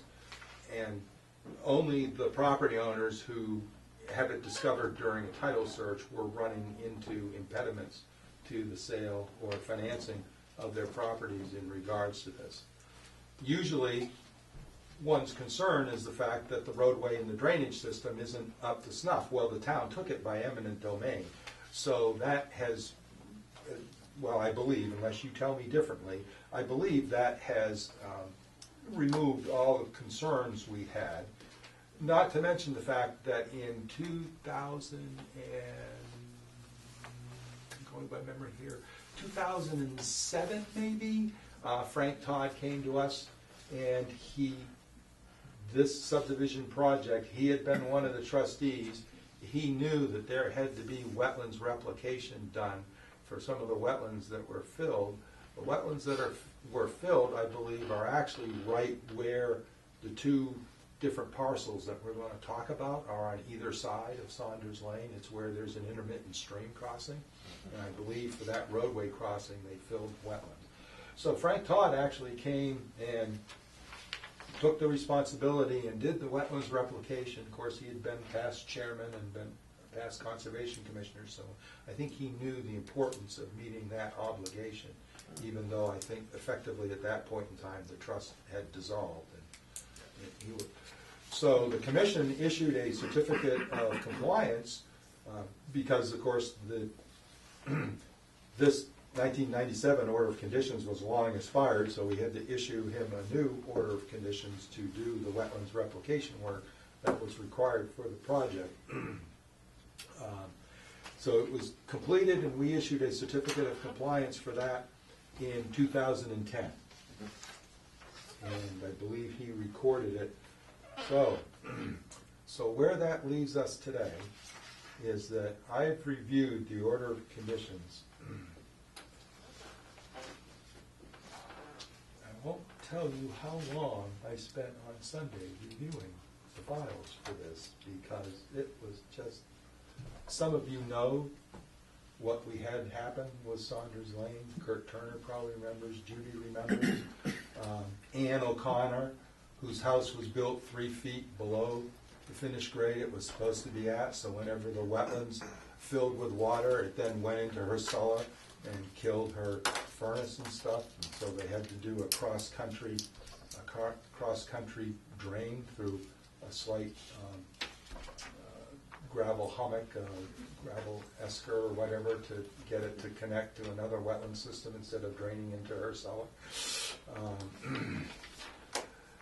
So there was apparently a whole horrendous session that occurred prior to my coming to work for you nice folks, that you actually convened a meeting and sent out like joint group enforcement orders to current owners to try and get their orders completed, closed. But the roadway, for whatever reason, no one ever touched the roadway. So we're going to touch the roadway, I think. And I'm going to try and convince you that we should issue a certificate, a complete certificate of compliance with some minimal ongoing conditions. The only thing I can find that is not done, that was supposed to be done for that subdivision project, is on open space parcel L, which has a drainage basin and system on it, that apparently it was contemplated that there would be a trail going through that property, and the trail would cross either the inlet or the spillway outlet of the drainage basin, and therefore there was supposed to be a couple of poles put down with boards across them to make a footbridge. I would offer the opinion to the commissioners gathered hence, since that I never heard anyone clamoring for a trail system going through this property, that therefore the desire for that footbridge, I think, has probably long passed. Apparently that was to connect to, is there like Benachuk land or something? Yeah. Over towards Raleigh Ready Mix or something? Eddie Benachuk's place? Yeah. So apparently there was contemplated that there'd be some kind of trail going through there and going on to the Benachuk's property. But again, that's outside this subdivision development. The only thing I could find undone technically is that little footbridge. The two other things that need to be done are the open space parcels, but we can address that, and I will detail steps to take care of that. But if the commission would so consider, I would offer a recommendation to issue a complete certificate of compliance. The only ongoing conditions condition that I could find. We now break these apart, but they had a condition about fertilizer used for landscaping or lawn care be slow release, low nitrogen content. They also had the not too carefully worded prohibition on pesticides and herbicides being used in the 100-foot buffer zone. I would like to read you, because I'm requesting that we do have those as ongoing conditions, but we've adopted a more realistic wording to them, and I'd like to read it for you. But that would be the only ongoing condition that I could find. Can I interrupt you? There was some problems with the highway department was having with the roads and the manholes and stuff like that. Do you know if they have no chance of having leverage to get any of that stuff corrected, or is it been corrected now? Let me, okay, so the large open space parcel, parcel A, which the town has not taken by tax lien, has back taxes assessed to it. Don't quote me on the exact figure, but it's, let's say it's $4,600 or $4,500. The planning board is still holding a passbook bond in Frank Todd's name for Saunders Lane that has $4,200 on it. And now, the highway department weighed in and supported the article that was advanced at the special meeting in 2006 to take the roadway.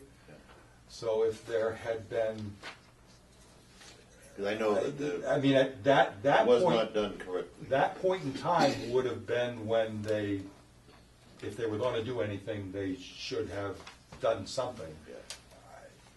I can't speak to them again because for whatever reason, we got notified that the town took the road, but I can't find that we were ever asked about, the order of conditions or anything. So that was 2006, and I hadn't been working for you folks for very long, and I possibly, didn't understand all the implications, but I cannot find that we were actually specifically asked if there was something in regards to the order of conditions. Well, chances are that $4,000 bond will be turned over to the town. Well, I'm going to talk to you, that's the next phase. The first phase is to deal with closing this order of conditions for the roadway and its infrastructure. The town's already taken it, so in a sense, all we're doing is just dotting the i's and crossing the t's and helping all the people who do title search and want to finance or sell their properties there. So my suggestion for this ongoing condition is any fertilizer for landscaping or lawn care used within the developed portion of this property shall be slow release, granular type fertilizers, low in nitrogen content, period. Pesticides and herbicides shall be organic or natural plant-based if possible when used within the developed portion of the roadway and drainage structures, basins, period. Pesticides and herbicides shall not be used within the undeveloped portion of the 100-foot buffer zone of any wetland resource area, with the exception of the invasive species management and control plan activities. This condition shall survive the expiration of this order and shall be included as a continuing condition of perpetuity on the certificate of compliance, text modified to current requirements of the RCC. So currently, that's the phraseology. And so the people that would be affected by that are the people whose land, whose properties go up and touch that road? So who's going to worry about The the town. when they go, if they are doing any type of fertilizer work along the road? Is that what it is? Okay, I'm just trying to understand who is affected by which this is Thank you. very low statistically Probability of happening. probability of Thank you. happening. I'm just trying to understand who is affected by this. Right. Thank you. For stormwater considerations, which we're going to get into, because now the town has the responsibility of maintaining those drainage basins and retention basins and stuff. that's why I put the invasive species management stuff in there, because that might be the only thing we might have to deal with, but again, it's kind of a reach that it's gonna come up, but I just figured if we're gonna close this thing, let's close it with language that first off is respectful of what the exact situation is, and gives us the town ability to, do something if they do choose in the future. So that's my recommendation if you so choose. So moved. So moved. Oh, Can I have a second? Second. Oh, gee. okay, just a second here, let me find it. That was one of my plow routes, and every manhole was up about 2 inches. Oh, jeez. Yeah. They dropped. No, I don't think they put the final coat on. On It the was a, road? yeah. They must have by now. Oh, I think the town probably did by now. I remember that was a real, that was when I was doing my project at my house with my kids. And the town didn't want to, they said they got burnt too bad on that one. So moved? So moved. All in favor? But it's basically. We will have to pay for recording on Yeah. that. Yeah. And that's that whole road. How much would that be? $75. And because this is and because this is entirely under the Wetlands Protection Act, I can use the NOI funds for that. But I might even get the selectman's office might say, fine, just charge it to our account, no big deal. I mean, it really should have been done when we took the roadway. I thought it was done when we. Well, again, nobody reached out and said anything specifically to me about it. So And you had to search for and it. I think I was green enough that I didn't quite understand that this was something I should be doing. And I'll tell you, after the 2.5 to 3 hours of trying to straighten out the electronic files to this project, I can understand why I probably wasn't really looking for something to do on this one. Yeah. I think there was something about, there's a little island down the end that was not big enough for the fire trucks or something. I had a hard time plowing that at one time. Yeah. Yeah, well, and this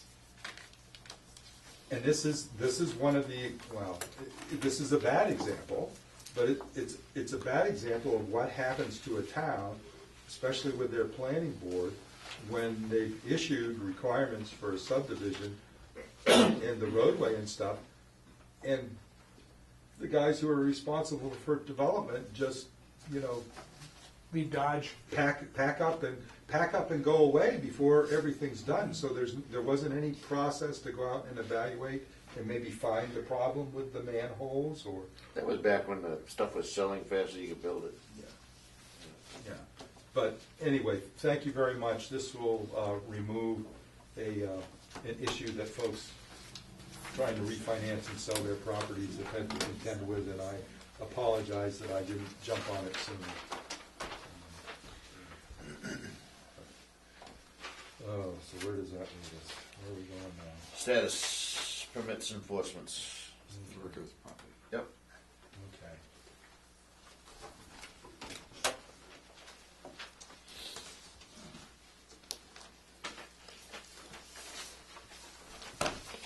So I I'll read believe, it. so, yeah, if you could read the agenda item. All right, this brings us to our status of permits and enforcement. We have a notice of violation for cutting of vegetation, altering, grading, dumping of fill, earth disturbance with bordering vegetated wetlands, 100-foot buffer zone of the same, failure to obtain proper permits, failure to utilize erosion control as required at 43 Daniels, map 8, parcel lot 51, rear northeast section, Harold Ricker Realty Trust, and Deborah A. Ricker, trustee.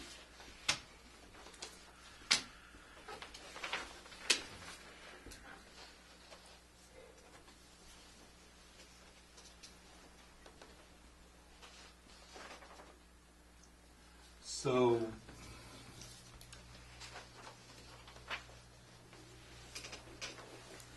this activity was discovered, Mr. Rickier contacted me in the office and inquired as to if I knew what was up going on next door to him, and if I could come down, visit his property, because it also looked like someone had taken tracked equipment and gone across his property, which we discovered. And actually, I guess what I should show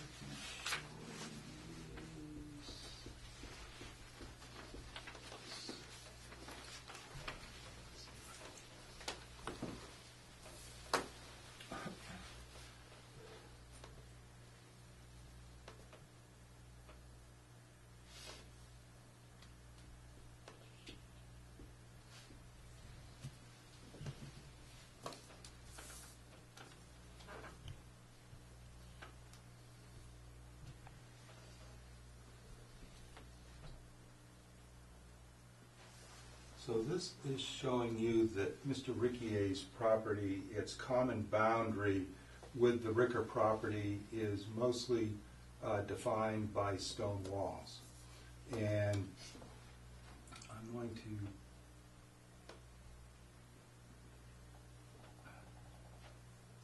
this is what I first saw from Mr. Riquier's property looking over onto the Ricker property. Saw a lot of cut trunks of pine trees, a tracked bulldozer and a tracked excavator, and where the one remaining tree is standing, it turns out that that's actually where there's supposed to be a continuous stone wall that forms Mr. Riquier's joint boundary with the Ricker property, extending across there, going diagonally down to the lower left-hand corner of the screen. Obviously, it does not, because they removed and cleared and dug on some of Mr. Riquier's property, but that's not what the main concern was. Actually, where's the other picture?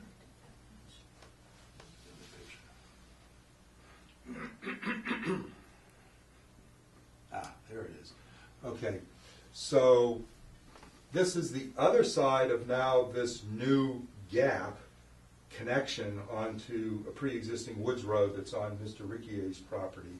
Again, the large, mature standing pine tree that you can see in the left side, that's where the other side of what had been a continuous stone wall for the boundary line, and there's more tree trunks and stuff over there. You can see a truck in the distance there across a large expanse of cleared and freshly graded dirt. This was on February 6th. That truck is significant, and the pine tree that you see just to the right of it, if you go down and look on the ground, I don't know that I can blow it up anymore, but that's a pile of tires.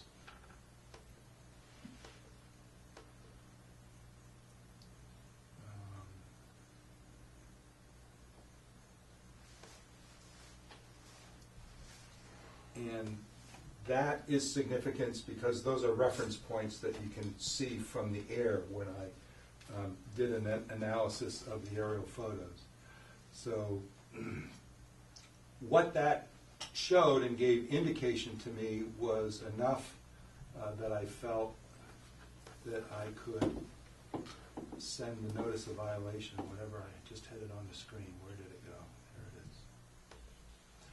So I sent a notice of violation dated February 11th to Deborah A. Ricker, who's named as the trustee of the Harold Ricker Realty Trust. And she resides at 117 Conant Street in Danvers. She was sent a certified letter that she had to sign for, as well as first class.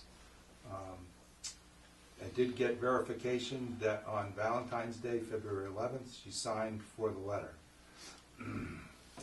So in the notice of violation, we stated that it was cutting of vegetation, altering, grading, dumping of fill, and earth disturbance within bordering vegetated wetlands in the 100-foot buffer zone of same, failure to obtain proper permits, and failure to utilize erosion controls, which I read before.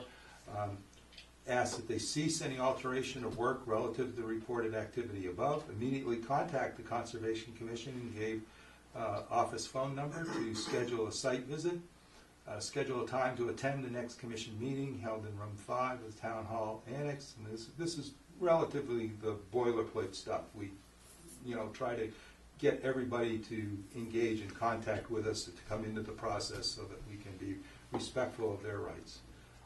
Immediately install erosion control devices as directed at the site visit. Hire a wetlands professional to assess resource area disturbance and prepare restoration plans. Well, they never contacted us. Now, Did work continue in the meantime? Pardon me? Did work continue in the meantime? I don't know because I have no access to the site.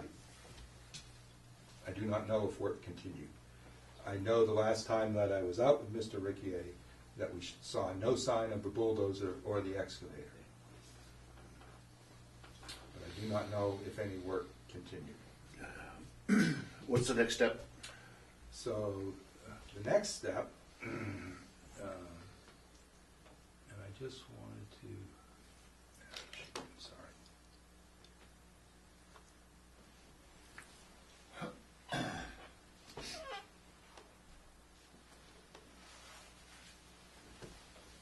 The reason I'm showing you these piles of fill, if you can, how's that coming out on that screen? It's white. Kind of washed out, isn't Yeah. it? I don't know if there's anything I can do about that. I think we have to do the sun. Let me shift to. What are you doing now? How do they access that land? Is it from Daniels Road or is it from, Right from the farmhouse. from that farm? Yeah, It's a strange piece of property. There's a dog leg in there. I don't know why they cut it up like that.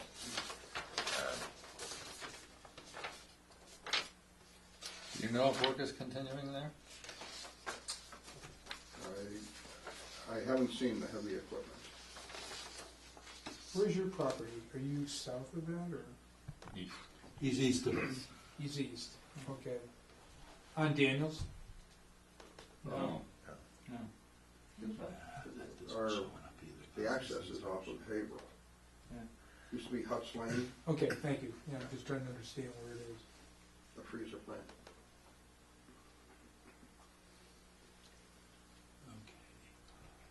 Yeah, he gets a truck and a tires right there. Yeah, that's what I'm trying to.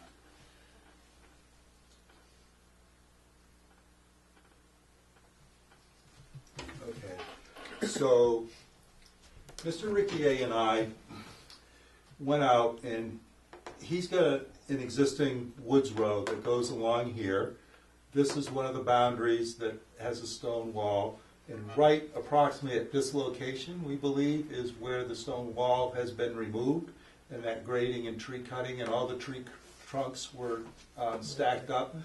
The reason we know this is because this particular corner right here is indicated on surveyed plans that Mr. Riccier provided to me, and I also looked up from the registry. And at that particular location, these two stone walls intersect, and then there's another short distance of a stone wall, so it sort of looks like this little tripod type thing.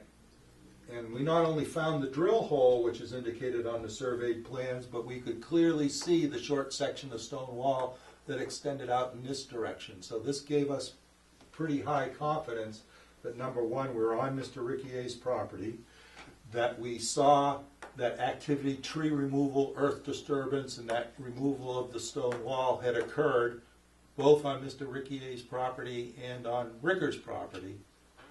And then we followed this stone wall to that corner. Now, we couldn't actually find the drill hole at this corner, but we found where the stone wall basically stopped, and it started going down a slope. The slope it goes down is this dark area is the stream. This is the intermittent stream that runs to behind the Marion Way and makes its way down onto Bruce Tompkins' property and heads towards the golf course. So what I wanted to show you by talking to you is that those piles of dirt that I showed you a picture of, and all this disturbed dirt is right approximate at this location. This right here is definitely bordering vegetated wetlands associated with that intermittent stream. 100-foot distance brings you over to here roughly. So I have a real high confidence of saying to you that I know for a fact a 100-foot buffer zone has been disturbed. It's been cleared, it's been graded, all the vegetation on it has been cut and removed. What I can't tell you with a high degree of confidence is this wetland area that extends over here. Here's the tire pile, here's the truck, there's the tractor, the cab, that we can see looking across there. But there's supposed to all be vegetation across here. What happens is the ground goes down. So because that ground sinks down into a depression, I can't see it.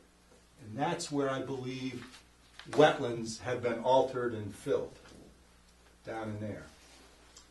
So because I haven't been allowed access onto the site, I cannot specifically attest that bordering vegetated wetlands has been filled or altered, which is why the enforcement order only talks about 100-foot buffer zone, because I can tell you with a very high degree of certainty that a 100-foot buffer zone has been graded and altered without any permit from us.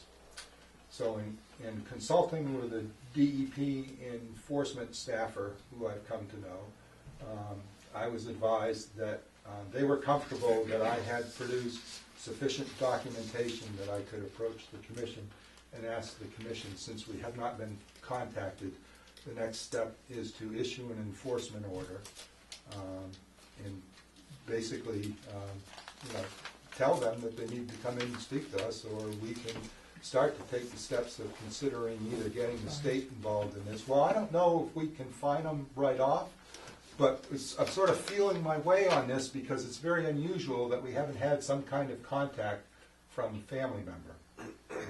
This is really unusual. Today I did an aerial analysis, and based on all that disturbed dirt that I could see extending over towards that truck and tire pile, we've probably got a minimum of 1/5 of an acre that's been disturbed and graded. Now, whether all of that 1/5 of an acre is a 100-foot buffer zone, I don't know for sure, but I would suspect that a good 50 to 60% of it definitely is a 100-foot buffer zone, and who knows, maybe even more, because again, this dark area, I'm pretty sure this dark area, these are contour lines that the pictometry program puts on here, and so this represents a higher point, this represents it sloping down, this represents a depression, and that appears to be exactly what that is. That depression extends over into where that intermittent stream system is. So What's that thing right above the truck, a little square? that was a trailer like that you like haul snowmobiles or a motorcycle on, and it looks like it had a motorcycle on it. This picture was taken in April of 2017. The more recent one on Google doesn't have it. Right. Yeah. I mean, Yeah. It's gone from the I'm recent looking at it ones. right now, and it's not there. But it does look like, I think this is the same thing. Yeah. And you can see that is definitely a depressed area going down in through there. Right. From It's the an old gravel sand mining operation in there, so it would very likely that that's a depression that goes right down to groundwater and probably had vegetated wetlands in it. But I mean, this like- side of that trailer, they got huge piles of dirt. I mean, on well, this- they do other construction stuff on the property. Yeah. Yeah, it's been quite a while since that was a pit, though. But anyway, the next recommended step is for the commissions, if you so choose and have a confidence in my investigation of the site, would be to vote to confirm and ratify the issuance of an enforcement order. How would that be delivered? Certified mail in first class, just like we did before. That's the. Can we do it next day delivery, or same day delivery? I think this needs immediate attention. Worth a little extra postage to pay for that. Well, the good news is that no one who lives along that no one who lives along that stream down gradient has reported like, you know, milk chocolate colored of the stream water or anything, so I guess that's kind of the good news in one sense. Do I hear such a motion? So moved. Second. All in favor? Aye.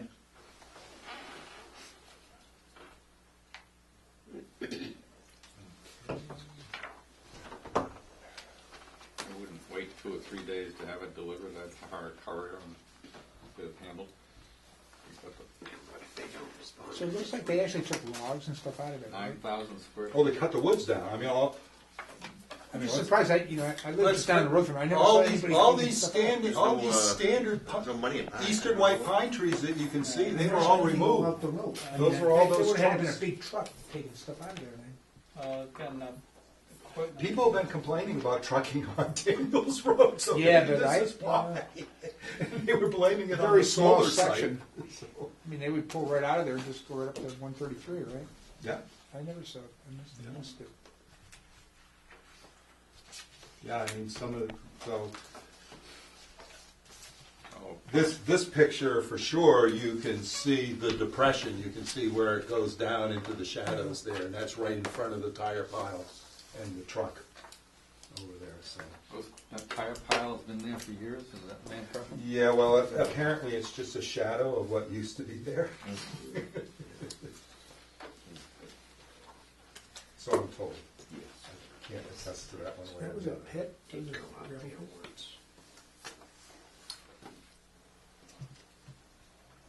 There's a lot of areas like this, especially along the Route 133 or Route 1 corridor that had gravel and stuff extracted to be used in the roadways. That's where our water department property on Boxford Road is the remains of an old sand and gravel operation. It's got all sorts of different mounds and stuff. Yeah, that was common back then. I mean, if you head down towards Bentley Warrens, that the golf course side there, I did a bunch of work in there. That was all Yeah. dug out. Okay, so there's that. Thank you. You're suggesting that there may have been some filling of lowlands? Well, I think, again, because it's like I'm standing here and I'm trying to look down the stairwell. He's You know, gonna I have to can't- go on the property. You have can't to get see onto the address. property, and I suspect, based on the fact that I see no trees or anything else that should be standing up between me and that tire pile, based on the aerial photos, and seeing how it drops off. You know, we're looking at the far slope, the slope on the western side sloping down. So that means on this eastern side, there's a slope that goes down gradient also.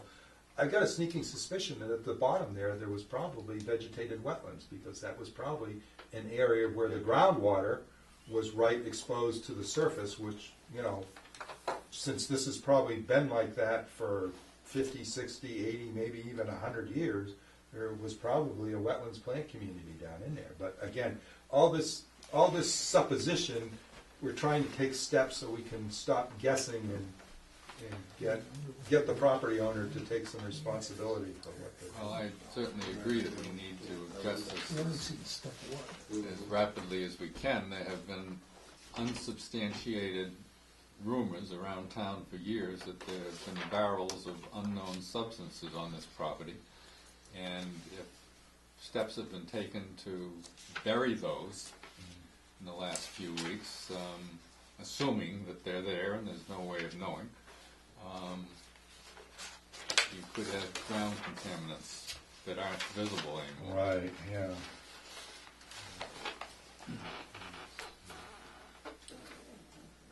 Callaway.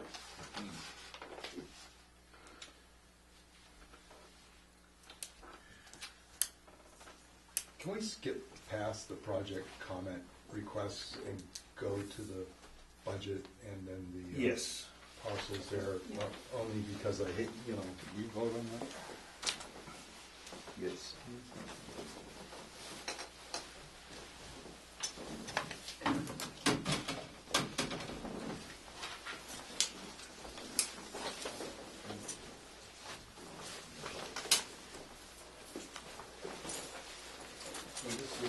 this starts off, I apologize for the stapling and the orientation of the paperwork. You kind of have to shift it around a little bit.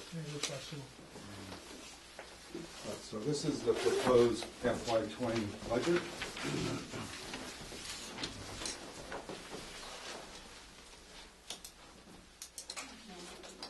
So, in one sense, nothing is being particularly changed from years in the past, with the footnote that I'm not responsible and don't have anything to do with the wage increases and stuff. That's being proposed because apparently the town personnel board undertook a survey and compared the salaries of not just conservation agents but other municipal employees and found that other towns of a similar size and population and stuff were actually paying more, and that the salary wages of various municipal employees here in Raleigh were not keeping up with other communities. So it's very unusual for you to see my wage line showing a 10% increase in it. In regards to review of the documents, the town administrator prepares the detailed spreadsheets that have the weekly wages and salaries on there. Commissioner Turner discovered that one of the sheets for Deborah Cunningham, the sheet that takes into account the NOI funds, it said that she was grade 4, step 2, but then all the calculations and the hourly wage that were expressed were at grade 4, step 3. And the town administrator had me on the phone just as I was bringing over the nameplates and stuff, telling me that that was a typo of hers, that she apologizes, but she incorrectly typed because now that position is classified as union. There may be changes in the future to her particular line, but we're to go with the figures that we have before us right now. So that, she is on which? Her position is in that clerical? AFSCME. I didn't union. realize that. Yeah. Did you know that? I did.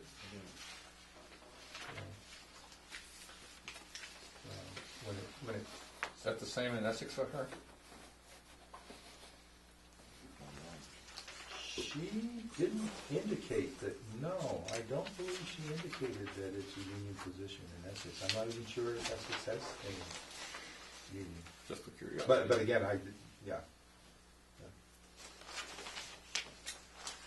So if there's any questions I can answer, I just can't answer, for the specific proposed increases. I was told to maintain the same expense line, which I did and have been able to do.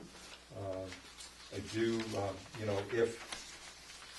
if you direct me to submit and represent this as the Conservation Department's draft budget, I have prepared and would request that you authorize the chairman to request of the selectmen that they authorize the utilization of $5,425.68 from the Wetlands Protection Act Notice of Intent filing fees account to be used specifically for the purpose of defraying the costs of administrating and enforcing the Wetlands Protection Act as stated in Mass General Law, Chapter 43, Section 218 of the Acts of 1997. Commission requests authorization specifically in support of staffing the Conservation Commission Secretary position in the Conservation Department. Since the WPA Notice of Intent filing fees may only be utilized in administrative activities directly related to the State Wetlands Protection Act, it has been determined that approximately 6 hours of the 16 hours per week of the position can be directly linked to those specific duties. We did that last year too, right? We Yes. did, yes. That's We why are it's the maintaining same. consistency. Okay. Do I hear such a motion? So moved. Second? All in favor? Aye. I'm sorry, we moved Kurt Kurt? and Howard. Howard. Accept the budget, consent letter, and therefore, if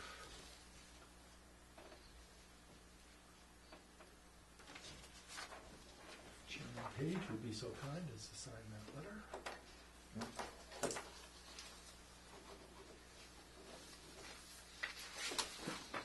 Thank you. You're welcome. Thank you.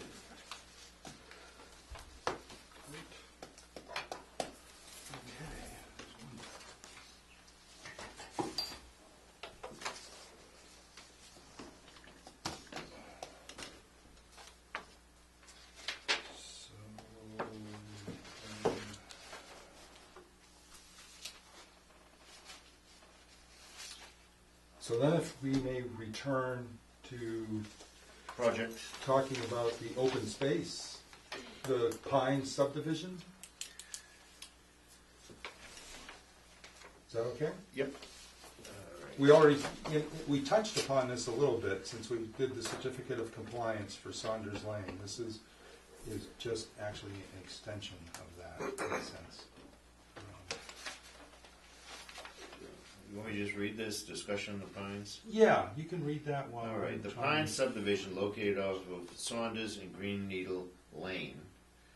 Necessary steps for possible transference to the care, custody, of the Conservation Commission of the open space parcels identified as L and A.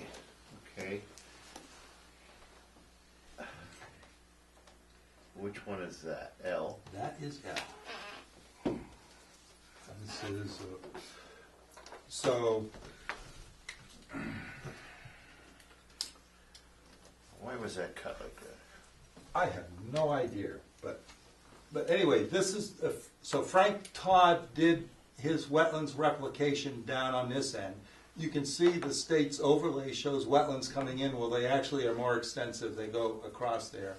And this is the other parcel, this is parcel A, and you can see the wetlands along the intermittent stream corridor, goes back into there.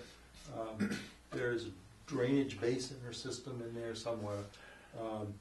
So anyway. Oh, that was because of wetlands replication, that's why. Right, Yeah, okay. right, so That when they makes did the roadway crossing, they must have filled some wetlands and they needed to do a replication, and it hadn't been done. So we would have had a totally different conversation about the certificate of compliance if that replication had not been done. But now that the replication has been done, now, so an important side point here is when you do that much wetlands replication, the Wetlands Protection Act regulations normally require one of two possible choices. That you either get a 401 water quality certification, which means DEP certifies that your wetlands replication is actually done. Lots of times they will require 5 years of monitoring instead of the normal 2 growing seasons type things. Or you can put a deed restriction on the property, because they certainly don't want you doing a wetlands replication and then turning around 4 or 5 years later and filling some of that replicated wetlands in order for you to do something else somewhere else on a property nearby. So the fact that we can't do a deed restriction is not that critical in this case, because if we request that the selectmen designate this parcel as open space and transfer it to the care and custody of the commission, that of course will protect it in perpetuity. Mm-hmm. Now, the only thing kind of standing in the way on that is the fact that at some point in time in 1996 and 1997, there was discussions about how this parcel might have future recreational use for the town. Now, Is that a driveway, excuse me, is that a driveway going across the bottom? well, okay, now remember, the aerial photography is not synchronized or referenced to the depiction of the surveyed boundaries. So you can have a 20 to 40 foot discrepancy in where the actual boundaries are. We had exact plans for this property when Mr. Todd did the wetlands replication, and no, but there was a woods road that kind of went in this direction back into here. I think there was the possibility, and this is Eric Rundrum, who came in to us because he bought this property and it had an abandoned house on it, and he cleaned up the abandoned house and had to cross forested wetlands in there. See, I think there was some talk at some point in time that this property may have been tax title taken by the town, and that there was the thought that there'd be some kind of linkage with this, and that maybe they could put some type of recreational field in there. But then they probably checked the property and found that there's a bunch of forested wetlands, plus it goes up into ledge. And then then there's the property on, oh, it shows up real well. It doesn't, but this parcel over here actually extends and has frontage on Weathersfield Street where that new house has been put, because that was bought by someone. It was tax title taken, and then once they cleared up the title, they bought it. So there may have been something contemplated way long time ago to link these things, which would have given you more area. The problem is this property only has something like 150 by 100 feet down there that is possibly up out of bordering vegetated wetlands. What's the A piece? I missed that. Which is the actual A piece? I'm sorry? You said there's an L and an A? Right, but we haven't gotten there. Let's please. Oh, okay. Let's stay, we gotta stay on topic on this one. The reason we have to stay on topic is because the town did take this parcel as tax title. And the town now owns it with no tax obligations tied to it. And so therefore, here's the letter that I'd like you to consider us sending to the selectmen. That's this draft? I think so. Is that the March 6th? It's dated tomorrow. Yeah, tomorrow. Yeah. Yeah. Because there was some talk about it possibly being for recreational use, I think that needed to be stated up front. But I'm pretty confident that looking at the parcel, the town won't have any particular use for it.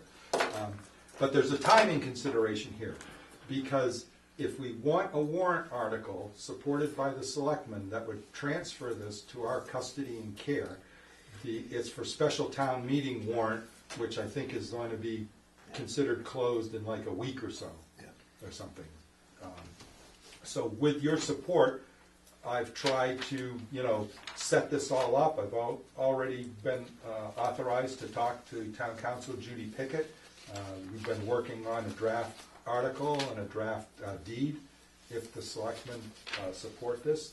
And so if, with your consideration, if you would authorize me to send this communication in to the selectmen, we can see if this property can finally achieve and get its permanent protection as dedicated open space. Do I hear such a motion? So moved. Second? Second. All in favor? Aye. Aye. This thing from Debbie Egan dated February 6th says that the warrant closed on March 4th, but That was they may have the extended annual it. town meeting warrant, Oh, not the special. not special. All So I understand, I mean, Okay. I guess I was confused. So the only reason that A comes into this is that A was already defined as a piece of protected open space, right, but. and this is across the So street. so now we've done A, excuse me, now we've done L, now we're going to move to A. So A, oh, stop that. What do I do? Oh, come on, what is it that I do that does that? You have big fingers. Apparently. Why I like a mouse. Yeah, I know what I'm saying. Okay, so.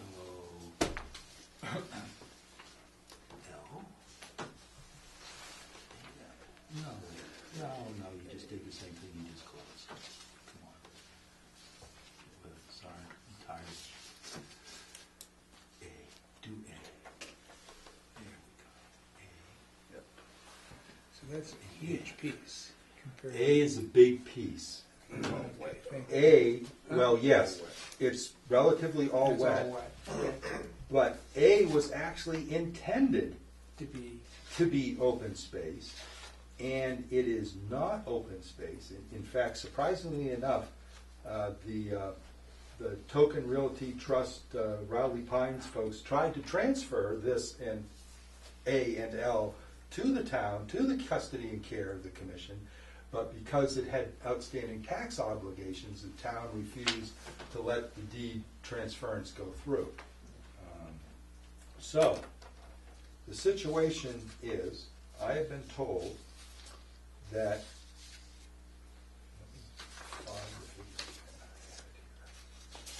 if you authorize me to make a request to the planning board to consider releasing those funds.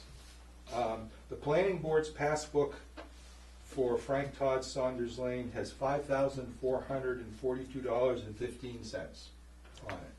The outstanding tax obligations for this parcel A is $5,565.40. The treasurer would be tickled pink take that money. if we could get the planning board to release those funds to the treasurer to take care of the back taxes, and then once the back taxes are resolved, the treasurer will do their tax title taking thing, and we can ask the selectmen, once the town takes it, for that little bit remaining tax obligation, the selectmen can then be asked to allow and authorize the transference to the Conservation Commission for permanent protection. So who as owns the open land space. now? It's still listed as Token Realty Trust, Who doesn't exist? effectively. Yeah, Financially, Financially, they don't exist. They don't exist. So it does- You don't exist financially, you don't See, exist. there's that cul-de-sac on the top that you can't get a fire truck around. Yeah. Is that passbook, is that the original amount? No, that's interest. I have too. no That idea. includes interest up You to get, date? you get paid interest on it. Yeah, they get paid interest on it, so. So what do we have to do? This wouldn't be in the- What do you need us to do? Authorize me to make the request of the planning board No, because that's for those funds to be $4,000 released now. to go So to the that would make treasurer sense to that take the- care of that tax obligation, and then follow the next steps, which would be once the. We're cleaning things up, so Yeah. Right, So moved. and it's not gonna happen right away, I'll have to, again, the town will have to do whatever it does for the actual tax title taking of the property, but then, once it gets taken by the town, we would make the request to the selectmen for, Ready. and the selectmen would be much more amicable to letting it be open space. Because they got the money. Since they know that the outstanding taxes got taken care of. Do I have a second? Whoops, I'm sorry, who first? Second. Oh, Howard did, right. Thank you. All in favor? Aye. Thank you. Okay. I don't have the letter done to the planning board, but I know what to say, so, thank you very much. Well, that's excellent. Okay.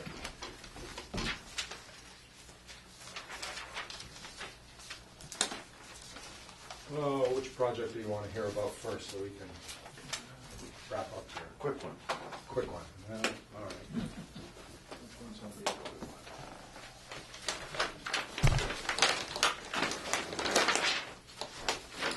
quick one is going to be the marijuana dispensary and growing facility that's proposed for 124 Newburyport Turnpike. Which is where? Downriver Ice Cream's here, and Ipswich Bank, and the whole little strip mall with Rowley House of Pizza and Dunkin' Donuts and stuff is there. That's the hill of the old. That's the hill with abandoned the old building? That was gonna be the barn. rock place? Yep, was going to be the granite block Yeah. place. Those steps and stuff up there, that's all, what was there, a big building there? There's a little, Some kind of farm or house or There's a little- something. there's a mansion. Old Used to barn. live there. they're still there. Burgers, I think it was. Only the little barn Little barn outbuilding is is still still there. But the beautiful steps going up through there. Yeah. Oh, yeah. Yeah. The old buildings. I mean, it was, A gorgeous place Yeah, to it must take have been photographs. rock gardens, all that stuff. Really? So the reason this concerns us is because the limit of the Zone 2 is right here, and this is actually, therefore, because it's a Zone 2, it's subject to our regulation. That's a steep hill. So. Now, these folks have been pretty good. They went and ascertained that there's bordering vegetated wetlands across the street, so they also show that there's a 100-foot buffer zone. Remember, we got all kind of, they started doing They brush started cutting? cutting. Yeah. That was on your previous vacation. Yeah, my previous vacation. I don't know Every why- time he why takes people off, need to do this stuff when I go on vacation, I have no idea. The word's out. Um, Get out the I sign. think it is. Yeah, I think we do have an idea. So, so they're seeking planning board permits for this, and, I Is would, this hot top? I mean, well, That's yeah, a they're building. proposing, this parking area here, dispensary there with parking spaces, this would be their stormwater basin all through the whole front, type thing. I can't picture it with I don't know, elevation. I don't know Yeah. what the square footage disturbance is there, but they possibly will also need a stormwater permit from us too. So again, this is, they're seeking departmental comments, so I'm just looking to let you know about it, and that, if you so direct me, I'll offer the appropriate comments and say how they need to get. It just seems like for this much construction on a hill as steep as that, they could find a better spot. Well, But that's not up to me. I you don't- would think, but actually they're utilizing the front It part does of the plateau, site, which yeah, is the I most know. gradual part. Yeah, because you can see the contour lines getting closer and closer together as you go up here. And that's what sunk the other project. The other project wanted to go all the way up to the top of the hill and have these large gravel areas, and they found out that mitigating stormwater off those steep slopes was going to cost them a fortune. Well, there's water on top of that hill. Oh, I'm sure there is. There's gotta be, because there's this gully and ravine over here. Somewhere along here, there's like one of those concrete shafts, like a well shaft, or I don't know if it's artesian well or whatever, that you can see that water has come up, and obviously it's formed this ravine. The water flows down. Well, maybe through they'll it. But use that's that off, water. that's off property, so it's not on. Is this the Ipswich folks that want to do this? Georgetown. I don't know who the heck it is. There's Verdant. There's three proposals for marijuana facilities along Route 1. And I don't know whether This is says the third. Hanover, Massachusetts is where their address is. Verdant Medical Inc. in Hanover, Mass. I just heard something on the radio today about these guys. And Raleigh came up. It's on the radio. Well, they already have one grow place right out on 133. Yeah, but this was so totally different. That's not No, Raleigh. that's, That's Georgetown, right? This was specifically mentioned. Because I think this was the company.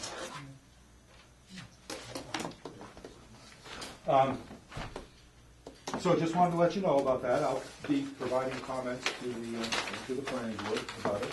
I think, like I said, I think they're gonna for sure need a bylaw order of conditions from us. Maybe because they got 100-foot buffer zone, they'll just do a regular notice of intent to order of conditions. And they may also need a stormwater bylaw permit if they've got 20,000 square feet of Yes. disturbance. So the next one is a residential property where it's 491 Main Street, which you probably won't, I don't know whether you remember much about it. This is where I found the bullet backstop that was on the MBTA railroad corridor down there. So Mr. Bill Demento's place is like down over here. This is where you come up where the overpass goes over the Newburyport commuter rail, MBTA, and then they have a driveway that drops down significantly. They want to do a common drive. It's folks who want to, they're requesting special permits because they want to split this into 2 lots and they need some type of variance or something for it. It's a really busy plan. The long and the short of it is, apparently it's a young couple who wants to buy the house, and then their parents, I don't know whose parents, want to erect a structure, and it's possible that they want to have horses too, because it says proposed barn, but we've had proposed barns that turned out to be large car garages lately, so this could be another person that collects automobiles, but I don't know. But anyway, so we got a common drive. It's coming down into the area that's subject to coastal storm flowage. They're kind of high there. Didn't we? Actually, no, they're They did not. perk tests a couple of years ago. They're not high, but we've got the problem where we've got 2 conflicting codes coming in here. So we've got coastal land subject to storm flowage, coastal floodplain. I think it's at elevation 13. We have Raleigh's floodplain district bylaw, which I believe gets triggered by this. And we have the building inspector with the building code requirements that if you have an occupied structure, you need an access way that's at 15 feet of elevation in order to get in and out of the occupied structure. Well, they're on the ocean side of the Great Dyke, so they could get, that railroad's the only thing that saves me. Well, yeah, they're on the ocean side of the railway corridor. But the other problem is they've got 2 conflicting, they've got us who is going to say, well, no filling of coastal land subject to flooding, even though it's the ocean. They changed that. They actually environmentally critical habitat or something. Well, Demento okay, High. no, this isn't in an area of critical environmental concern. This is, none of their proposed work is in the ACEC, I don't believe. I don't believe. There's a lot of complications for everybody here, though. The town's got the complication of this whole driveway's got to be reconfigured in order to allow the fire trucks to come down it. Now the building inspector is saying that this needs to be filled and raised up, and of course we're like, well, no, our environmental standards, coastal land subject to flooding, there's no performance standards. I just said that, you know, our normal modus operandi is not to have something like that filled, or if you got to do some filling, to do something else. Although there are, under the Wetlands Protection Act, there's no performance standards because the ocean is considered way too big a bathtub for you to have to do floodplain compensation. So That's an existing driveway, though, but it is. and originally, But it's been- right across the Turning track. onto there. But it's been at surface elevation. It's not ever been contemplated to be raised up. No, but I don't think it's ever. And in fact, I don't even, I was kind of surprised that, you know, this was built out there and this wasn't the concern. But I think it's because of the Hurricane Sandy and the fact that they raised the coastal floodplain Yeah. Is that due to driveway, Hurricane Sandy. does that driveway access existing homes now? Yes. Yes, this one down here. It's not, but not Dementos? No, No. Dementos is No, a separate Demento's driveway. over here.